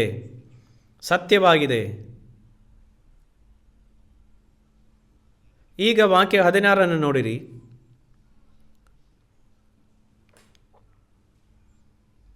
ಈ ಎರಡನೆಯ ಮೃಗವು ದೊಡ್ಡವರು ಚಿಕ್ಕವರು, ಐಶ್ವರ್ಯವಂತರು ಬಡವರು, ಸ್ವತಂತ್ರರು ದಾಸರು ಎಲ್ಲರೂ ತಮ್ಮ ತಮ್ಮ ಬಲಗೈಯ ಮೇಲಾಗಲಿ ಹಣೆಯ ಮೇಲಾಗಲಿ ಗುರುತು ಹೊಂದಬೇಕೆಂದಿದ್ದಲು ಆ ಗುರುತು ಯಾರಿಗಿಲ್ಲವೋ ಅವರು ಕ್ರಯ ವಿಕ್ರಯಗಳನ್ನು ನಡೆಸಕೂಡದೆಂತಲೂ ಆಜ್ಞೆ ಮಾಡುತ್ತದೆ. ಆ ಗುರುತು ಯಾವುದೆಂದರೆ ಮೊದಲನೆಯ ಮೃಗದ ಹೆಸರು ಅಥವಾ ಅದರ ಹೆಸರನ್ನು ಸೂಚಿಸುವ ಅಂಕೆ. ಇದರಲ್ಲಿ ಜ್ಞಾನವು ಅಡಕವಾಗಿದೆ. ಬುದ್ಧಿವಂತನು ಆ ಮೃಗದ ಅಂಕೆಯನ್ನು ಎಣಿಸಲಿ. ಅದೊಬ್ಬ ಮನುಷ್ಯನನ್ನು ಸೂಚಿಸುವಂಥ ಅಂಕೆಯಾಗಿದೆ. ಅದರ ಅಂಕೆಯು 666.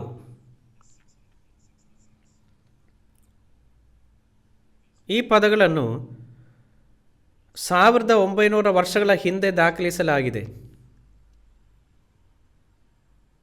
ಆದರೆ ಈಗ ಈ ವಿಷಯಗಳು ನಮ್ಮ ಕಣ್ಣುಗಳ ಮುಂದೆ ಬಂದಿವೆ. ಜನರು ತಮ್ಮ ಹಣೆಯ ಮೇಲೆ ಗುರುತು ಪಡೆಯುವುದೆಂದರೆ ಅದರ ಅರ್ಥವೇನು? ಸಂಖ್ಯೆ 666 ವಿಶ್ವ ಆಡಳಿತಗಾರನ ಹೆಸರು. ಇದನ್ನು ಮತ್ತೊಮ್ಮೆ ಓದೋಣ. ವಾಕ್ಯ 17. ಆದ್ದರಿಂದ ಅವರು ಮೃಗದ ಹೆಸರು ವಿಶ್ವ ಆಡಳಿತಗಾರನ ಹೆಸರು ಮೃಗದ ಹೆಸರಾಗಿದೆ. ಅಥವಾ ಅದರ ಹೆಸರಿನ ಸಂಖ್ಯೆ ಇರುವಂಥ ಗುರುತು ಇಲ್ಲದಿದ್ದರೆ ಅವರು ಖರೀದಿಸಲು ಅಥವಾ ಮಾರಾಟ ಮಾಡಲು ಸಾಧ್ಯವಿಲ್ಲ. ಹೆಸರನ್ನು ಸಂಖ್ಯೆಯಂತೆ ದಾಖಲಿಸಲಾಗಿದೆ. ವಿನಾಯಿತಿ ಇಲ್ಲದೆ ಎಲ್ಲರೂ ಈಗಾಗಲೇ ಕಂಪ್ಯೂಟರ್ಗಳಿಗೆ ಪ್ರವೇಶಿಸಿದ್ದಾರೆ. ಈಗ ವಾಕ್ಯ 18 ನೋಡಿರಿ. ಇದರಲ್ಲಿ ಜ್ಞಾನವು ಅಡಕವಾಗಿದೆ. ಬುದ್ಧಿವಂತನು ಆ ಮೃಗದ ಅಂಕೆಯನ್ನು ಎಣಿಸಲಿ. ಅದು ಒಬ್ಬ ಮನುಷ್ಯನನ್ನು ಸೂಚಿಸುವ ಅಂಕೆಯಾಗಿದೆ. ಅದರ ಅಂಕೆಯು 666.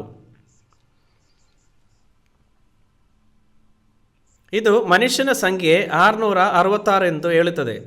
ಇದರ ಅರ್ಥವೇನು? ಬೈಬಲ್ನಲ್ಲಿ ಸಂಖ್ಯೆಗಳಿಗೆ ಅರ್ಥಗಳಿವೆ.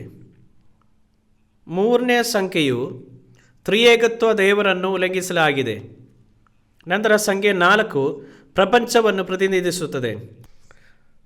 4 ಮತ್ತು 3ರ ಮೊತ್ತವು 7. ಬೈಬಲ್ ದೃಷ್ಟಿಕೋನದಿಂದ 7 ಸಂಖ್ಯೆಯು ಸಂಪೂರ್ಣ ಸಂಖ್ಯೆಯಾಗಿದೆ. ಮತ್ತು ಮನುಷ್ಯನ ಬಗ್ಗೆ ಏನು?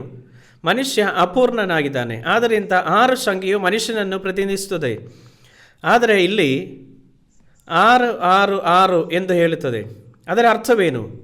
ಮನುಷ್ಯ ದೇವರಾಗುತ್ತಾನೆ ಎಂದರ್ಥ. 3 ಸಂಖ್ಯೆಯು ದೇವರನ್ನು ಪ್ರತಿನಿಧಿಸುತ್ತದೆ ಮತ್ತು ಅದರ ಅರ್ಥ ಮನುಷ್ಯನು ದೇವರಂತೆ ವರ್ತಿಸಲು ಪ್ರಯತ್ನಿಸುತ್ತಾನೆ.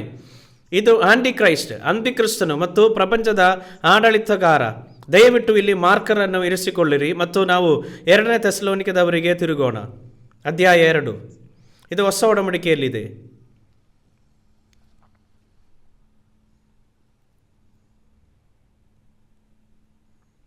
2ನೇ ಥೆಸಲೋನಿಕದವರಿಗೆ ಬರೆದ ಪತ್ರಿಕೆ 2ನೇ ಅಧ್ಯಾಯ.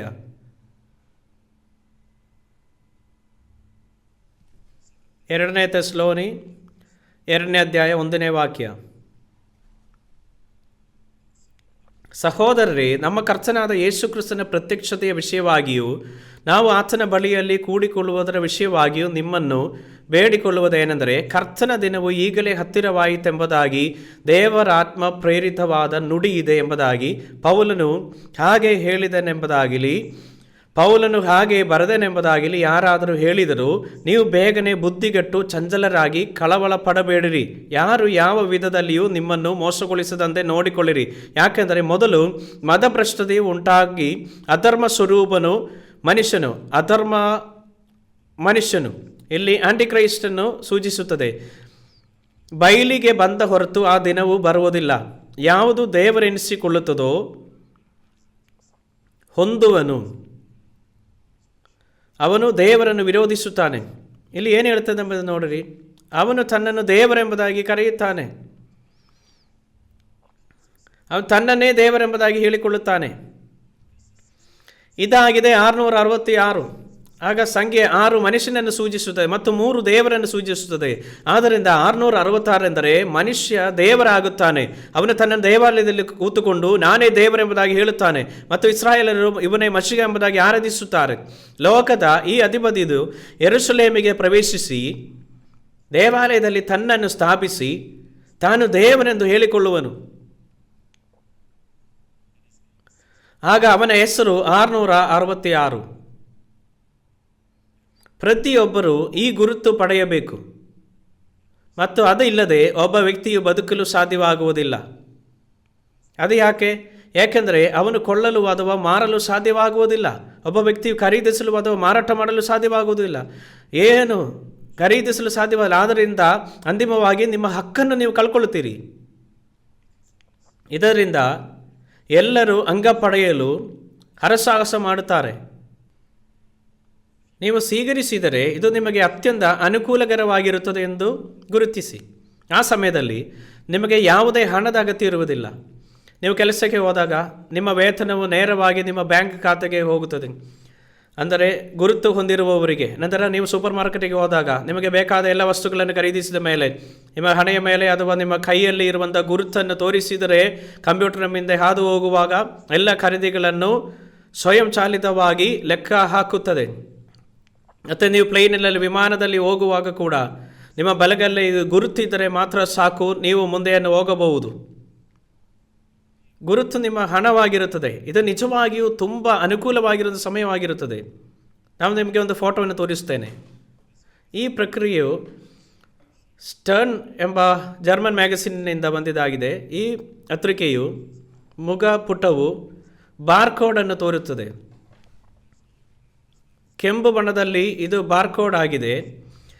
ಈ ನಿಯದ ಕಾಲದಲ್ಲಿ ಈ ಗುರುತು ಪಡೆಯುವಂಥ ಜನರ ವಿಷಯವನ್ನು ಚರ್ಚಿಸುವ ಲೇಖನವಾಗಿದೆ. ಈಗ ಇದನ್ನು ನೋಡಿರಿ. ಈ ಮ್ಯಾಗಝೀನು 1980ರಲ್ಲಿ ಪ್ರಕಟವಾಗಿರುವುದು.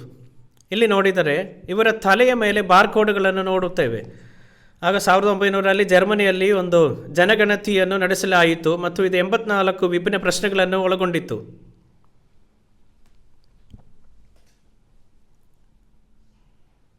ಇದು ನವೆಂಬರ್ 5, 1982ರಿಂದ ಕೊರಿಯನ್ ಜೋಸನ್ ಪತ್ರಿಕೆಯ ಲೇಖನವಾಗಿದೆ.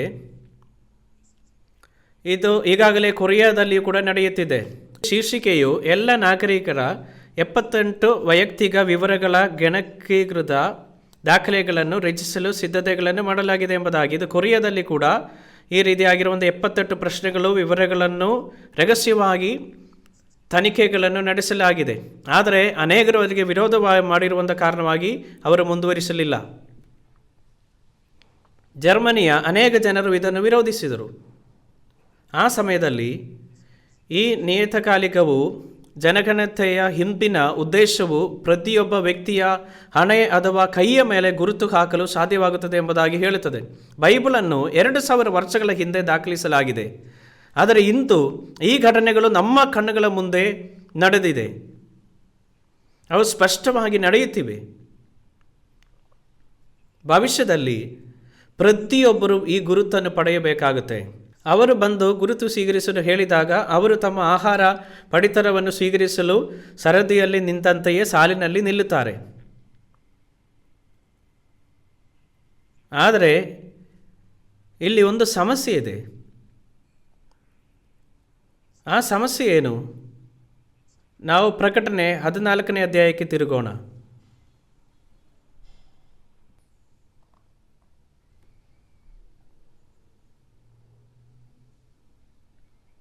ಪ್ರಕಟಣೆ ಅಧ್ಯಾಯ 14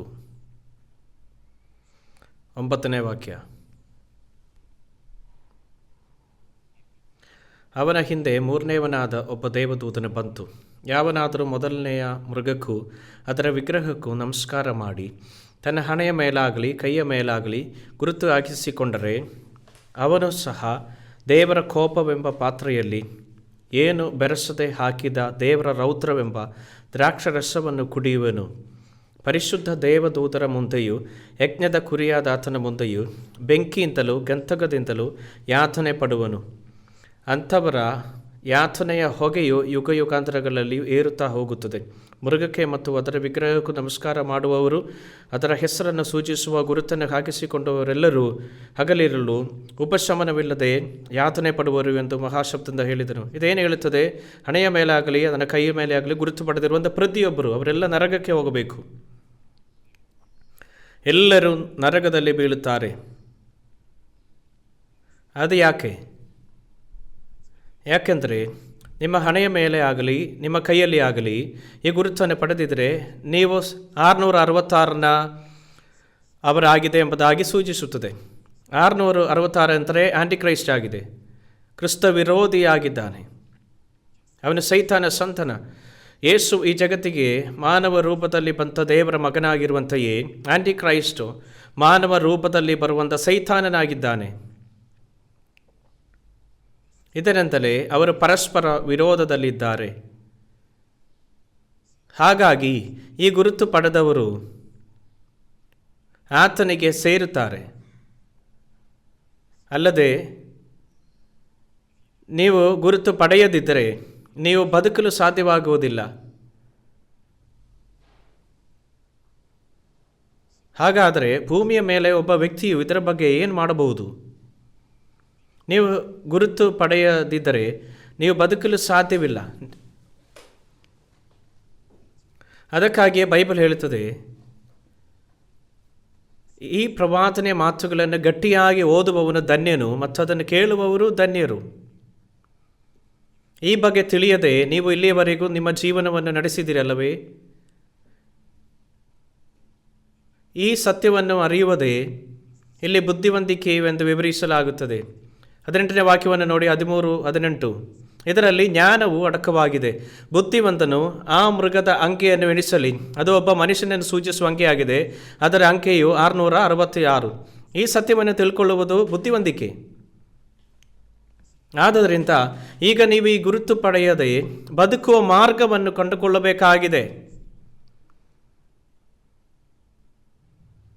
ನೀವು ಅರ್ಥ ಮಾಡಿಕೊಳ್ಳಬೇಕಾದ ಒಂದು ವಿಷಯವೇನೆಂದರೆ, ಆ ಅಂಕೆಯನ್ನು ಪಡೆಯುವುದು ಸ್ವಯಪ್ರೇರಿತವಾಗಿರುತ್ತವೆ. ಅದು ಯಾಕೆಂದರೆ ಇದು ತುಂಬ ಅನುಕೂಲಕರವಾಗಿರುತ್ತದೆ ಮತ್ತು ಇದು ತುಂಬ ಅನುಕೂಲವಾಗಿರುವುದರಿಂದ ಪ್ರತಿಯೊಬ್ಬರಿಗೆ ಗುರುತು ಪಡೆಯಲು ಸ್ವಯಪ್ರೇರಣೆಯಿಂದ ಮುಂದೆ ಬರುತ್ತಾರೆ. ಆದರೆ ನೀವು ಹೋಗಿ ಆ ಗುರುತು ಸ್ವೀಕರಿಸಲು ಆಹ್ವಾನಿಸಿದರೆ ನೀವು ಅದನ್ನು ಮಾಡುತ್ತೀರಾ?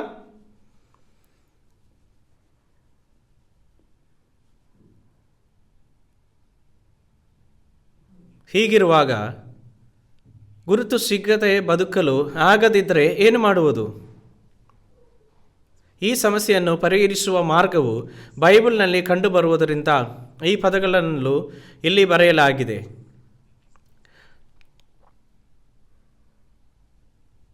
ನೀವು ಇಲ್ಲಿಯವರೆಗೆ ಕೇಳಿದ್ದನ್ನು ತಿಳಿದುಕೊಳ್ಳುವುದು ಸಹ ಒಂದು ಆಶೀರ್ವಾದವಾಗಿದೆ. ನೀವೀಗ ಬದುಕಲು ದಾರಿ ಹುಡುಕಬಹುದು.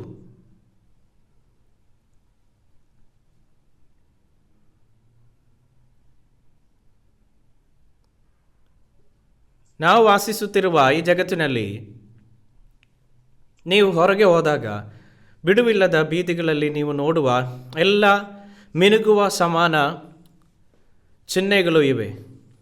ಈ ಎಲ್ಲ ವಿಷಯಗಳು ನಮ್ಮ ಬಾಹ್ಯ ನಗರಗಳನ್ನು ನಿಶೇಷಿತಗೊಳಿಸುತ್ತದೆ. ಅದರ ವೈಭವದಿಂದ ನಾವು ಆಕರ್ಷಿತರಾಗುತ್ತೇವೆ ಮತ್ತು ಆ ಒಂದು ರೀತಿಯಾಗಿ ನಾವೀಗ ಬದುಕುತ್ತಾ ಇದ್ದೇವೆ. ನಾವು ಬದುಕುತ್ತಿರುವ ಯುಗವೇ ಅಂಥದ್ದು. ಈ ರೀತಿಯಾಗಿ ಸೈತಾನ ಜನರನ್ನು ಪಾರ್ಶ್ವವಾಯುವಿಗೆ ತಳ್ಳುತ್ತದೆ ಮತ್ತು ಅವರನ್ನು ನರಕದ ಹಾದಿಯಲ್ಲಿ ಎಳೆಯುತ್ತಾ ಇದ್ದಾರೆ. ಈ ಮಧ್ಯದಲ್ಲಿ ನಾವಿಲ್ಲಿ ಮಾತನಾಡುತ್ತಿರುವಂತಹ ವಿಷಯಗಳನ್ನು ಅವರು ಹಾದು ಹೋಗುತ್ತಾರೆ. ಒಮ್ಮೆ ಜಪಾನಿಗೆ ಈ ರೀತಿ ಸಭೆ ನಡೆಸಲು ಹೋಗಿದ್ದೆ. ನಾನು ಅಲ್ಲೇ ಇದ್ದಾಗ ನಾನು ಸವಾರಿ ಮಾಡುತ್ತಿದ್ದ ಕಾರಿಗೆ ನಕ್ಷೆಯೊಂದಿಗೆ ಪರದೆ ಇತ್ತು. ಅದು ಕಾರಣ ಪ್ರಸ್ತುತ ಸ್ಥಳ ಮತ್ತು ನಮ್ಮ ಗವ್ಯಸ್ಥಾನವನ್ನು ಪ್ರದರ್ಶಿಸುತ್ತದೆ. ಇದು ಉಪಗ್ರಹದ ಮೂಲಕವಾಗಿ ಸಾಧ್ಯವಾಯಿತು. ಭವಿಷ್ಯದಲ್ಲಿ ಜನರು ತಮ್ಮ ಹಣೆಯ ಮೇಲೆ ಅಥವಾ ಅದರ ಕೈಯಲ್ಲಿ ಗುರುತು ಪಡೆದರೆ ಅವರ ಸ್ಥಳವನ್ನು ಟ್ರ್ಯಾಕ್ ಮಾಡಲು ಸಾಧ್ಯವಾಗುತ್ತದೆ. ಅವರು ಎಲ್ಲಿಗೆ ಹೋದರೂ ಏನು ಮಾಡಿದರೂ ಕೂಡ ಉಪಗ್ರಹ ನಿಮಿತ್ತವಾಗಿ ಕಂಪ್ಯೂಟರ್ನಲ್ಲಿ ಕಾಣಬಹುದು. ನಾವು ಸಾಮಾನ್ಯ ಕಾಲದಲ್ಲಿ ಬದುಕುತ್ತಿಲ್ಲ. ನಾವು ಆಮೂಲಾಗ್ರ ಅತ್ಯಂತದ ವೇಗವಾಗಿ ಸಾಗುತ್ತಿರುವಂಥ ಯುಗದಲ್ಲಿ ಜೀವಿಸುತ್ತಿದ್ದೇವೆ.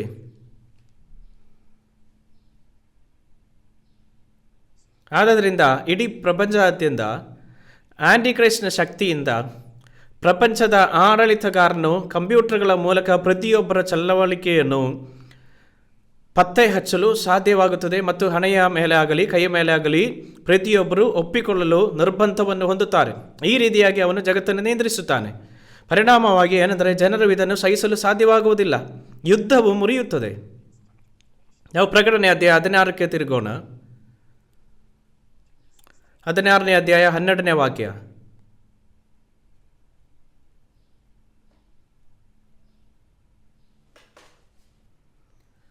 ಆರನೆಯವನು ತನ್ನ ಪಾತ್ರೆಯಲ್ಲಿದ್ದದನ್ನು ಯೂಫ್ರಟೀಸ್ ಎಂಬ ಮಹಾನದಿಯ ಮೇಲೆ ಹೊಯ್ಯಲು ಅದರ ನೀರು ಇಂಗಿ ಹೋಯಿತು.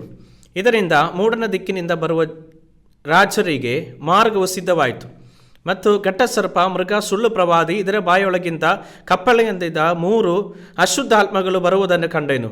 ಇವು ಮಹತ್ ಕಾರ್ಯಗಳನ್ನು ಮಾಡುವಂಥ ದೆವ್ವಗಳು ಭೂಲೋಕದಲ್ಲಿಯೂ ಇರುವ ರಾಜರ ಬಳಿಗೆ ಹೋಗಿ ಸರ್ವಶಕ್ತನಾದ ದೇವರ ಮಹಾದಿನದಲ್ಲಿ ಆಗುವ ಯುದ್ಧಕ್ಕೆ ಅವರನ್ನು ಕೂಡಿಸುವೆವು. ಈಗ ಕಳ್ಳನು ಬರುವಂತೆ ಬರುತ್ತೇನೆ.